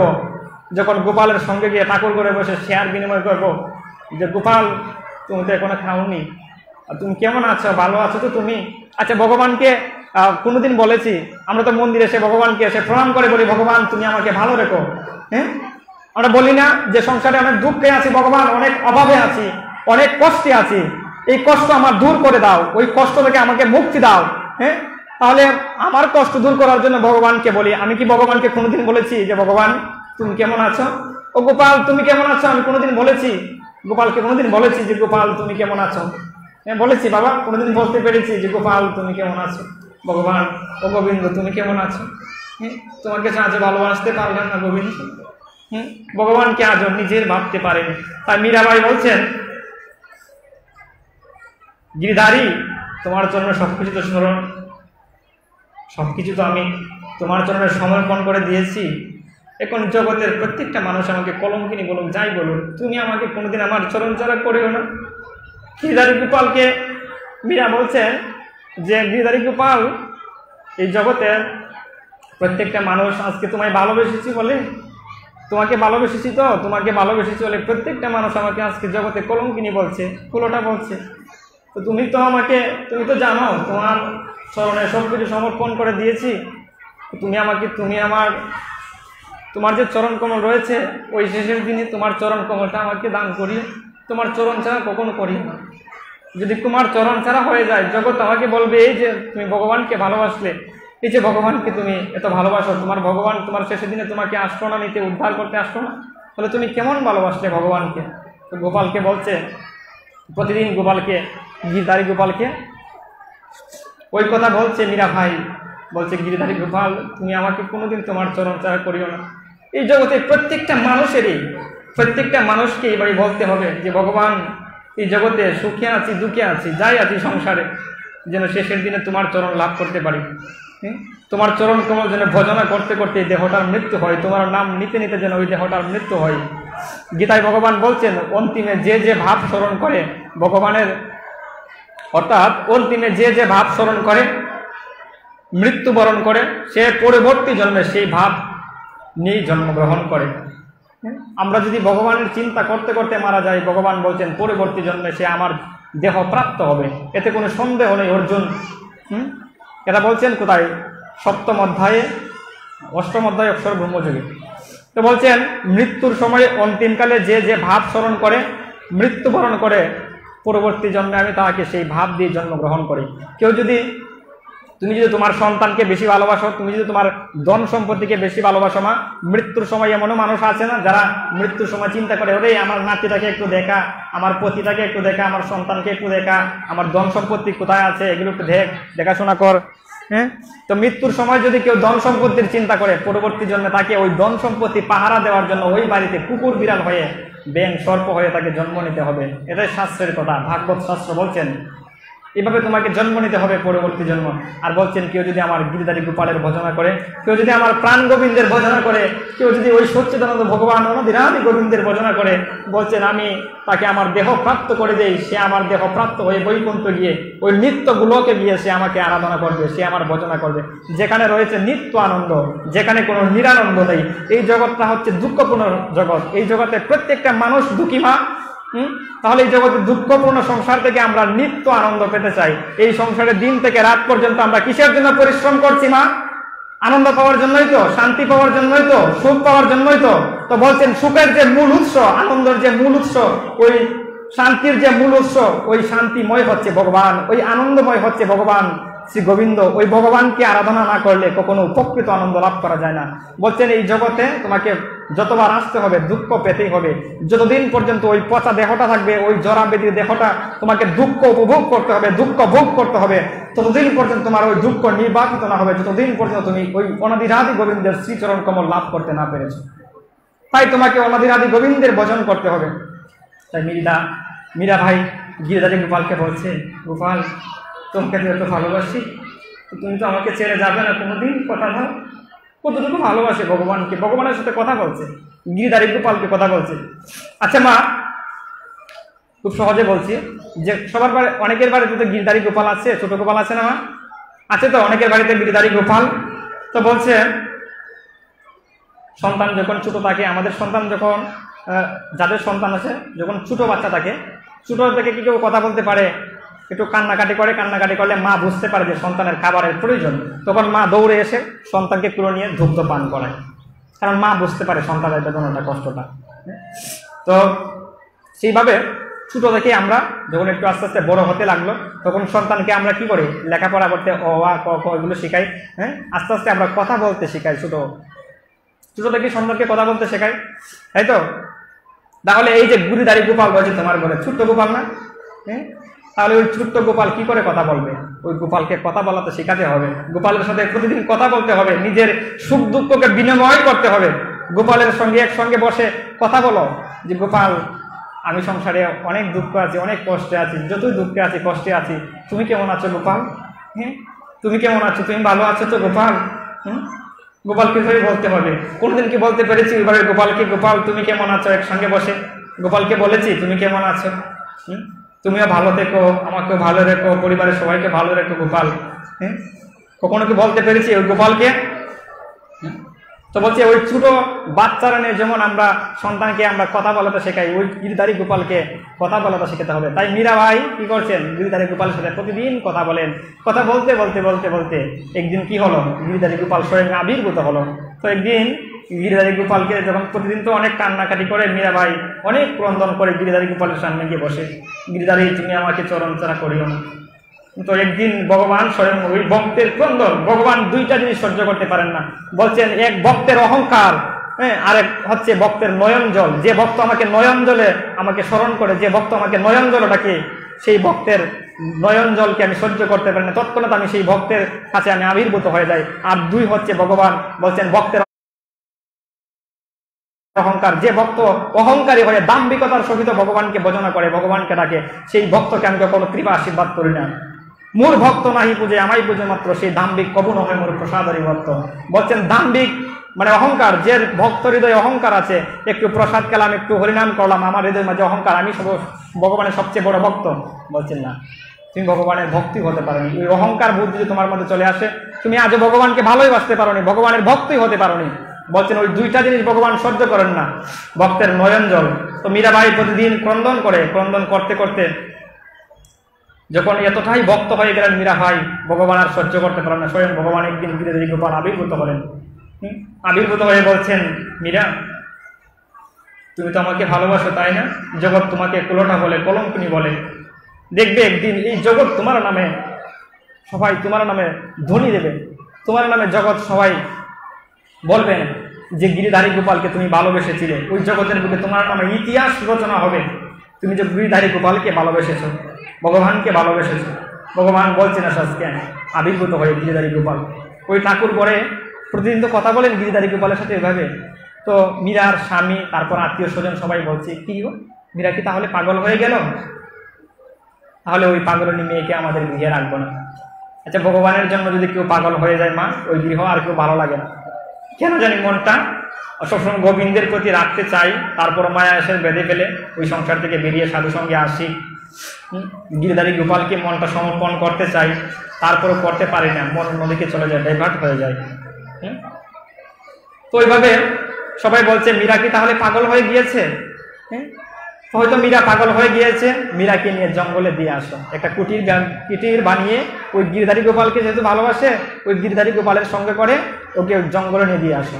তো কি করলেন, পরিবারের সবাই মিলে ওই গিরিধারী গোপালকে ভালোবাসার কারণে আজকে জঙ্গলে নিয়ে একটি কুটির বাঁধিয়ে গিরিধারী গোপালকে নিয়ে মীরাবাইকে দিয়ে এসেছে। আর মীরা ওই জঙ্গলে গিয়ে নিজেকে এত আনন্দিত মনে করছে, আহা, এই সংসারের সমস্ত কোলাহল আজ থেকে আমার জন্য বন্ধ হয়ে গেল, সংসারের সমস্ত মায়া, সংসারের সমস্ত দায়িত্ব আজ থেকে আমার জন্য বন্ধ হয়ে গেল। আমার গিরিধারী গোপালকে আজ থেকে আমি নিজের করে নিতে পেরেছি। আজ থেকে আমি আমার গিরিধারী গোপাল ওই কুটিরে থাকবো, একমাত্র আমি থাকবো, আমার গোপাল থাকবে, আমার গিরিধারী, আমার প্রাণপতি থাকবে, আর কেউ নয়। ওই প্রাণপতিকে আজকে আমি আমার নিজের করে নিতে পারবো, এটা আমার পরম সৌভাগ্য। তো কত আনন্দিত হলো। এই সংসারে আমরা ভগবানকে ভালোবাসি না, ভগবানকে আমরা ভালোবাসতে পারি না। দেখবেন কারোর সংসারে যদি কোনো ছেলে কোনো মেয়ে যদি ভগবানকে ভালোবাসে, ভগবানের সেবা করতে চায়, তাহলে অনেক পিতামাতা আছে যারা বাধা প্রদান করে। আছে এরকম অনেক সংসারে পিতামাতা আছে যারা বাধা প্রদান করে। যদি আমার সন্তান ভগবানকে ভালোবাসে, যে সন্তান সংসার ছেড়ে চলে যায়, সংসার ছেড়ে মঠে চলে যায়, সংসার ছেড়ে কোনো জায়গায় চলে যায়, বৃন্দাবনে চলে যায়, এটা হওয়ার জন্যই তো মা জগতে আসা। যেদিন ওই কৃষ্ণ ভক্ত সন্তান তোমার গর্ভে জন্ম নেবে, যেদিন ওই মাতৃগর্ভটা তখনই সার্থক হবে। মাতৃত্বের সার্থকতা কোথায় মা? মাতৃর সার্থকতাটা হচ্ছে কৃষ্ণ ভক্ত সন্তান উৎপাদনের মাধ্যমে। এই মাতৃত্ব কখন পূর্ণ হয়? কোনো মা যদি অর্থাৎ কোনো মেয়ে যদি যখন বিবাহ হয়, যদি মা না হতে পারে, সন্তান যদি ধারণ করতে না পারে, তাহলে তার মাতৃ জীবনটাই বিফল। মা ডাক যদি এই কারণে শ্রবণ না করতে পারে, তাহলে ওই মাতৃজীবনের পূর্ণতাটা কি হয়? মাতৃত্বে যখন সন্তান ধারণ হয়, সন্তান লাভ করতে পারে, তখন তার মাতৃজীবনটা মনে হয় একটু সার্থকতা হলো, আজ থেকে আমি মা ডাক শুনতে পাবো। আর মাতৃজীবনটা পূর্ণ সার্থকতা তখনই আসবে যখন সন্তান কৃষ্ণ ভক্ত হবে। সন্তান যদি কৃষ্ণ ভক্ত না হয়, তাহলে মাতৃজীবনের কখনো সার্থকতা নয়, পিতৃজীবনের কখনো সার্থকতা হয় না।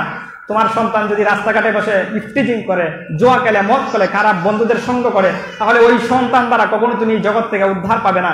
এই সন্তান ধারণের উদ্দেশ্য কি? আমাদের ভাগবত শাস্ত্র বলছেন এই সন্তান ধারণের উদ্দেশ্যই হচ্ছে পিতামাতাকে পুত নামক নরক থেকে উদ্ধার করে, পিণ্ডদলের মাধ্যমে উদ্ধার করে ওই ভগবানের চরণ প্রাপ্তির জন্য। পিণ্ড শব্দের অর্থ কি? শাস্ত্র বলছেন পিণ্ড শব্দের অর্থ হচ্ছে প্রসাদ। ওই পিণ্ড কি? ওই প্রসাদ যখন পিতৃপুরুষের উদ্দেশ্যে কোনো কৃষ্ণ ভক্ত সন্তান নিবেদন করে, তখন সেই প্রসাদ ভগবান খুব সহজ গ্রহণ করে। আর ভগবান যখন খুব সহজেই প্রসাদ গ্রহণ করে, পিতৃপুরুষগণ নরক থেকে উদ্ধার হয়ে অন্তিমে গোবিন্দের চরণ লাভ করতে পারে। ওই পিতৃপুরুষগণ তখনই অন্তিমে গোবিন্দের চরণ লাভ করবে। তাই পিতামাতার সার্থকতা কখন আসবে? যখন কৃষ্ণ ভক্ত সন্তান ওই পেটে ধারণ করবো। সন্তানকে আমরা ইঞ্জিনিয়ার বানাবো, ডাক্তার বানাবো, সবই বানাবো, শিক্ষক বানাবো, সবই বানাবো। তার পাশাপাশি আমাদেরকে সন্তানকে ধর্মীয় জ্ঞান, ভক্তি চেতনা, ভক্তি ধর্ম শিখাতে হবে। ভক্তি যার মধ্যে নেই, আমাদের শাস্ত্র বলছেন ভক্তি যার মধ্যে নেই, যে প্রসঙ্গে আমরা মনুসংহিতার একটা শ্লোকে বলছিলাম, ধর্মহীনাদি মানুষ পশু সমানা। যে মানুষের মধ্যে ধর্মীয় জ্ঞান নিয়ে, যে মানুষের মধ্যে ধর্মীয় তত্ত্ব জ্ঞান নিয়ে, যে মানুষ ভগবানকে আজও ভালোবাসতে পারেনি, যার মধ্যে ভগবত চেতনা নেই, ভগবানকে যে আজও নিজের করে নিতে পারেনি, সেই মানুষ তো পশুর সমতুল্য, সেই মানুষ তো কোনো মানুষ হতে পারে না। তাই প্রকৃত মানুষ তুমি তখনই হবে যখন তুমি ভগবানকে আরাধনা করবে, যখন তুমি ভগবানকে ভজনা করবে, যখন ভগবানকে নিজের করে নিতে পারবে। আহারে, ভগবান তো আমার, ভগবান গড়ের একজন, আমি ভগবানকে না দিয়ে কি করে খাই বলো তো? ভগবানকে যখন ওইভাবে ভালোবাসতে পারবো যে ভগবান আমার গড়ের একজন, আমি ভগবানকে রেখে আজ থেকে খাবো না, ভগবান আমার গড়ের একজন। আমার সন্তানকে যখন আমি 3 বেলা খাওয়াই, ভগবানকে আমি 3 বেলা দিয়ে খাবো। ওই ভাবটা যখন হৃদয়ের মাঝে আসবে মা, তখন বুঝবে যে গোপালের পূর্ণ কৃপা হয়েছে, তখন বুঝবে যে ভগবান তোমাকে পূর্ণ কৃপা করেছে, তখন বুঝবে যে সাধুর পূর্ণ কৃপা তোমার উপর হয়েছে। সাধু কৃপাটা কেন প্রয়োজন? যে প্রসঙ্গে আমরা শ্রবণ করেছিলাম, মহায়তার কৃপা বিনা কোনো কর্মে ভক্তি নয়, কৃষ্ণ ভক্তি দূরে সংসার না যায় কয়। বলছেন মহৎ কৃপা ছাড়া, সাধু কৃপা ছাড়া, বৈষ্ণব কৃপা ছাড়া। তাই মহাপ্রভু বলছেন এই কলিযুগের ধর্ম কি? জীবে দয়া নামে রুচি, বৈষ্ণব সেবন ইহা হইতে আর ধর্ম নাহি সনাতন। এই কলিযুগের ধর্মই হচ্ছে সাধু সেবা, বৈষ্ণব সেবা, সাধুগুরু বৈষ্ণবের সেবা। সাধুগুরু বৈষ্ণব কারো গৃহেতে পদার্পণ করলেই এই গৃহের সমস্ত অমঙ্গল নাশ হয়ে যায়। সাধু যে গৃহে পদার্পণ করে, প্রকৃত কোনো সাধু সেই গৃহের সমস্ত মঙ্গল সাথে সাথে দূরীভূত হয়ে যায়। অমঙ্গল মানে কি মা? অমঙ্গল মানে এই হৃদয়ের যে পাপ নিয়ে এসেছো, লক্ষ লক্ষ জন্মের যে পাপ ময়লা নিয়ে এসেছো, সমস্ত পাপ সাধুর স্পর্শে দূরীভূত হয়ে যায়। তোমার এই গৃহ বৃন্দাবন ধামে পরিণত হয়ে যাবে। বলছেন আমাদের ভাগবত শাস্ত্র, সাধুর চরণ তলে সমস্ত তীর্থ বিরাজমান। আমরা তীর্থে যাই তো, কাশী ধাম, গয়া ধাম, তারপর প্রয়াগ ধাম, বিভিন্ন তীর্থে গিয়ে আমরা স্নান করি। কিন্তু বলছেন সাধুর চরণ তলে সমস্ত তীর্থ বিরাজমান। এই অনন্ত কোটি বিশ্ব ব্রহ্মাণ্ডে অনন্ত কোটি তীর্থ রয়েছে। এই অনন্ত কোটি তীর্থের যে মূল ফল, অনন্ত কোটি তীর্থের যে মূল শক্তিটা, ওই মূল শক্তিটা সাধুর চরণ তলে, গুরুদেবের চরণ তলে, ভক্ত বৈষ্ণবের চরণ তলে, মহাপুরুষের চরণ তলে বিরাজমান রয়েছে। ওই মহাপুরুষের চরণ রেণুকে যদি তুমি একবার তোমার মস্তকে ধারণ করতে পারো, সাথে সাথে তোমার অনন্ত কোটি ব্রহ্মাণ্ডের যে সকল তীর্থস্থান রয়েছে, সমস্ত তীর্থস্থানের ফল লাভ হয়ে যাবে। নিতাই গৌর সীতানাথ প্রেমানন্দে, হরি হরি বল মন বলে শ্রী রাধে। বলছেন সমস্ত তীর্থের ফল তোমার লাভ হয়ে যাবে যদি তুমি সাধু সেবা করতে পারো, সাধুর ভক্ত বৈষ্ণবদেরকে সেবা করতে পারো। তাই মহাপ্রভু বলছেন যে মূল ভক্ত নাহি পূজা আমাই পূজা মাত্র, সেই ভক্ত নাহি মোর প্রসাদের পাত্র। আমার ভক্ত পূজা আমা হইতে বড়, সেই প্রভু বেদে কইলা ভাগবত দিল। সমস্ত শাস্ত্রে বলছেন, এবং আমার স্বয়ং মহাপ্রভু বলছেন চৈতন্য ভাগবতে আদি লীলায় একটি শ্লোকে, আমার ভক্তের পূজা আমা হইতে বড়, সেই ভক্তের পূজা প্রভু বেদে ভাগবতে কইলা দিল। সমস্ত বেদ, সমস্ত ভাগবত, সমস্ত গ্রন্থ আপনারা পড়ে দেখবেন, সমস্ত ভাগবত বলছেন ভক্তের পূজা করো, ভগবানের সেবার আগে ভক্তের সেবা। এখন আপনার বাড়িতে গুরুদেব এসে দাঁড়িয়েছে, তারই একই সাথে ভগবান এসে দাঁড়িয়েছে। এগুলো জানতে হবে মা, এগুলো আমাদের জানা প্রয়োজন। মন্দিরে এসে একটু ভগবানকে প্রণাম করে গেলাম, একটু প্রসাদ খেয়ে দৌড়ে চলে গেলাম বাসায়, কি লাভ হলো জীবনে? আসলাম আর গেলাম। এই কুকুরের মতো, পশুর মতো জীবন লাভ করে কোনো লাভ নেই। নিজেকে জানো আমি কে, কেন আসলাম এই জগতের বুকে, একটু জানার জন্য আসতে হবে কোথায়? এই সাধু সঙ্গে আসতে হবে। সাধু সঙ্গে আসে সাধুর শ্রীমুখ থেকে হরিকথা শ্রবণ করতে হবে। সাধুর শ্রীমুখ থেকে হরিকথা শ্রবণ করলেই কেবলমাত্র এই তত্ত্বগুলো জানতে পারবো। আর সাধু যাহা বলবেন শাস্ত্রের কথা বলবেন, সাধু শাস্ত্র ব্যতীত কোনো কথা বলে না। তাই যাহা বলছি শাস্ত্র নিয়েই কথা বলছি, শাস্ত্রের আনুগত্যিকতা বলছি। তো আপনার বাড়িতে গৃহের দরজায়, আপনার যে গৃহের দরজা রয়েছে, ওই দরজায় এসে গুরুদেব এসে দাঁড়িয়েছে। ঠিক আছে, গুরুদেব এসে দাঁড়িয়েছে, ভগবান এসে দাঁড়িয়েছে। তো আপনি কাকে আগে গড়ে আনবেন? ভগবানকে গড়ে আনবেন না গুরুদেবকে গড়ে আনবেন? বলুন, আপনাদের কাছে প্রশ্ন রয়েছে। যেখানে এখানে গৌর কৃষ্ণ ভক্ত রয়েছেন, যারা মায়েরা রয়েছেন, আমার যারা বাবারা রয়েছেন, কেউ বলতে পারবেন যাকে কাকে নেব? ভগবানকে নেব না গুরুদেবকে আগে নেব? আপনার সামনে দুইজন এসে দাঁড়িয়েছে, গুরুদেব দাঁড়িয়েছে, ভগবান দাঁড়িয়েছে, কাকে নেব? কে বলতে পারবেন যে আমি কাকে নেব? গুরুদেবকে। হরি বলছি রাধে। বাবা সঠিক বলেছেন। বলছেন গুরু ভাইকে গৌরাঙ্গ বোঝে, সেই পাপী নরদম নরকে মজে। আরে গৌরাঙ্গের কাছে যেতে গেলে, ভগবানের কাছে যেতে গেলে তোমাকে মাধ্যম প্রয়োজন। ওই মাধ্যমটাই হচ্ছে শ্রী গুরুদেব, ওই মাধ্যমটাই হচ্ছে এই যে মহাপুরুষ শ্রী রাম ঠাকুর। ওই রাম ঠাকুরের মতো মহাপুরুষের কৃপা যারা লাভ করেছেন, ওই রকম গুরুদেবের কৃপা যারা লাভ করতে পেরেছেন, তাদের পরম্পরা দ্বারাই তারাই তো ওই জগৎ থেকে উদ্ধার পাবে। ওই গুরুর চরণ কমল ধরে থাকো। আরে ভগবানকে তোমাকে ডাকতে হবে না, ওই গুরুর চরণ কমল ধরে পড়ে থাকো, তাহলে দেখবে তোমার সব লাভ হয়ে যায়। ভগবান তোমার দ্বারে এসে দাঁড়াবে, ভগবান তোমার দ্বারে এসে দাঁড়িয়ে থাকবে তোমাকে নেওয়ার জন্য। ওই গুরুদেবের তুমি যদি ভজনা করতে পারো, ওই গুরুদেবকে তোমাকে ডাকতে হবে, তাহলে ভগবান দাঁড়িয়ে আছেন, গুরুদেব তোমার দ্বারে দাঁড়িয়ে আছেন। কাকে নেব? গুরুদেবকে নিতে হবে। কারণ কি? কারণ কার মাধ্যমে তুমি ভগবানকে লাভ করেছো? গুরুদেবের মাধ্যমে তুমি ভগবানকে লাভ করতে পেরেছো। তাই ভগবানকে বাদ দিয়ে দাও, ভগবান নিতে হবে না, ভগবানকে প্রয়োজন নেই। আর এই ভগবান কি বলছেন? গোবিন্দ কহে না বৈষ্ণব পরাণ, বৈষ্ণব হৃদয় শোনা গোবিন্দ বিশ্রাম। ভগবান বলছেন আমি তো ভক্তের হৃদয়ে থাকি, তাহলে আমাকে না নিলে কি হবে? আমাকে না নিলেও কিছু হবে না। ভগবান বলছেন ওই ভক্তকে নিয়ে যাওয়ালে, কারণ ভক্তের মাধ্যমে গোবিন্দ ঢুকে গেছেন। ভক্তের হৃদয়ের মাঝে গোবিন্দ সফল থাকেন। ভক্তের হৃদয়ে যখন গোবিন্দ ঢুকে গিয়েছেন, তখন ভক্তকে যে আমি নিয়ে যাই, আমার গোবিন্দ ভক্তের হৃদয়ের মাঝে সাথে সাথে চলে আসবে। তাই কি করতে হবে? গুরুদেবকে আগে ডাকতে হবে, গুরুদেবকে আগে স্মরণ করতে হবে। প্রত্যেকেই গুরুচরণ আশ্রিত হতে হবে। গুরুচরণ আশ্রিত না হয়ে কখনো ভগবানকে পাওয়া যায় না। একজন ভজনশীল সদ্গুরুদেবের শ্রীচরণ কমলে আশ্রিত হলেই কেবলমাত্র পূর্ণ ভগবান কৃষ্ণকে লাভ করা যায়। তাই বলছেন ওই আমার মহাপ্রভু বলছেন, মূর ভক্ত প্রতি ভক্তি করে যে নিঃসংশয়ে বলিলাম মুড়ে পাইছে। মহাপ্রভু চৈতন্য ভাগবতের আদিলীলার আরেকটি শ্লোকে বলছেন, মূর ভক্ত প্রতি ভক্তি করে যে নিঃসংশয়ে, কোনো সংশয় নেই। মহাপ্রভু বলছেন কোনো সংশয় নেই। এই কলিহত জীব, পাপাচারী কামাচারী জীব, তোমাদের কোনো চিন্তা করতে হবে না। এই কলির ভাগ্যাকাশে তোমাদেরকে যে নামে প্রেমে আপ্লুত করার জন্য যে সকল সাধুগণ এই যে জগতের মধ্যে বিরাজ করছেন, জীবের নিস্তার লাগে নন্দ সুত হরি ত্রিভুবনে প্রকাশ হলেন গুরুরূপ ধরে। জীবের নিস্তার লাগে নন্দ সুত হরি ত্রিভুবনে প্রকাশ হলেন গুরুরূপ ধরে। ভগবান এই গুরুরূপ ধারণ করে, সাধুরূপ ধারণ করে, ভক্তরূপ ধারণ করে এই জগতের বুকে এসেছেন। কেন এসেছেন? আমাদের মতো পাপি তাপি এই কলি আচ্ছন্ন জীবকে উদ্ধার করার জন্য। কারণ আমাদের কলি যারা জীব সকল রয়েছে, আমাদের অন্নগত প্রাণ, তারপর জুনিগত আমাদের মন কানে প্রবৃত্ত হয়ে যায়। হরি কথা শ্রবণ করতে এসে মন অন্যদিকে চলে যায়। এক কিঞ্চিত সময় ভগবানের কথা শ্রবণ করলে আমাদের মন অন্যদিকে চলে যায়। তো বলছেন এই পাপ থেকে সবকিছু সরিয়ে ভগবানের কাছে মন নিতেও পারবো না, আর ভগবানকে লাভও করতে পারবো না। তাই বলছেন কার কাছে যেতে হবে? মূল ভক্তপতি ভক্তি করে যে নিঃসংশয়ে বলিলাম মুড়ে পাইছে। আমার ভক্তের যারা ভজনা করবে, কোনো সংশয় নেই, কোনো সন্দেহ নেই, অন্তিমে সে আমার চরণ লাভ করবেই করবে। তো বলছিলাম মীরাভাই যে প্রসঙ্গটা তুলেছিলাম, তো মীরাভাই বলছেন, গিরিধারী গোপাল তুমি তো আবির্ভূত হয়েছ, তোমার সঙ্গে দেখো প্রতিদিন কথা বলি, ওরা আমাকে বলেন আমি নাকি পাগল হয়ে গিয়েছি। তো আজ থেকে আমি তোমার কি হয়েছি, তুমি আর আমি একলা হয়ে গিয়েছি, আমি আর তুমি আর কেউ নেই। এই জঙ্গলে তোমাকে ডাকবো প্রাণ ভরে, আর তুমি আমার সামনে বসে সব শুনবে, আমি তোমাকে ভজন শোনাবো। মীরাবাই খুব সুন্দর ভজন কীর্তন করতে পারতেন। আজও ওই যে মীনা মনোরঞ্জন শালা রয়েছে, এখানে 24 ঘন্টা ভজন কীর্তন হয়। মীরা ভজন চলে 24 ঘন্টা, অবিরাম, বন্ধ হয় না, একদম অখণ্ডভাবে 24 ঘন্টা ভজন কীর্তন চলে। তো ওই মীরা বলছেন, গিরিধারী আজ থেকে তুমি আর আমি, শুধু আর কেউ নেই, তোমাকে প্রাণ ভরে ডাকবো, আর তুমি শুধু আমার কথা শ্রবণ করবে, আমি তোমাকে সুন্দর সুন্দর ভজন শ্রবণ করাবো। তো বলছেন, গিরিধারী গোপাল তুমি আমাকে ভজন শ্রবণ করাবে? আচ্ছা ঠিক আছে, তোমার সামনে আমি সবসময় আবির্ভূত হয়ে থাকবো, তুমি আমাকে ভজন শ্রবণ করাবে। কতটুকু ভক্ত ভগবানকে ভালোবাসলে ভগবান স্বয়ং আবির্ভূত হয়ে যায়।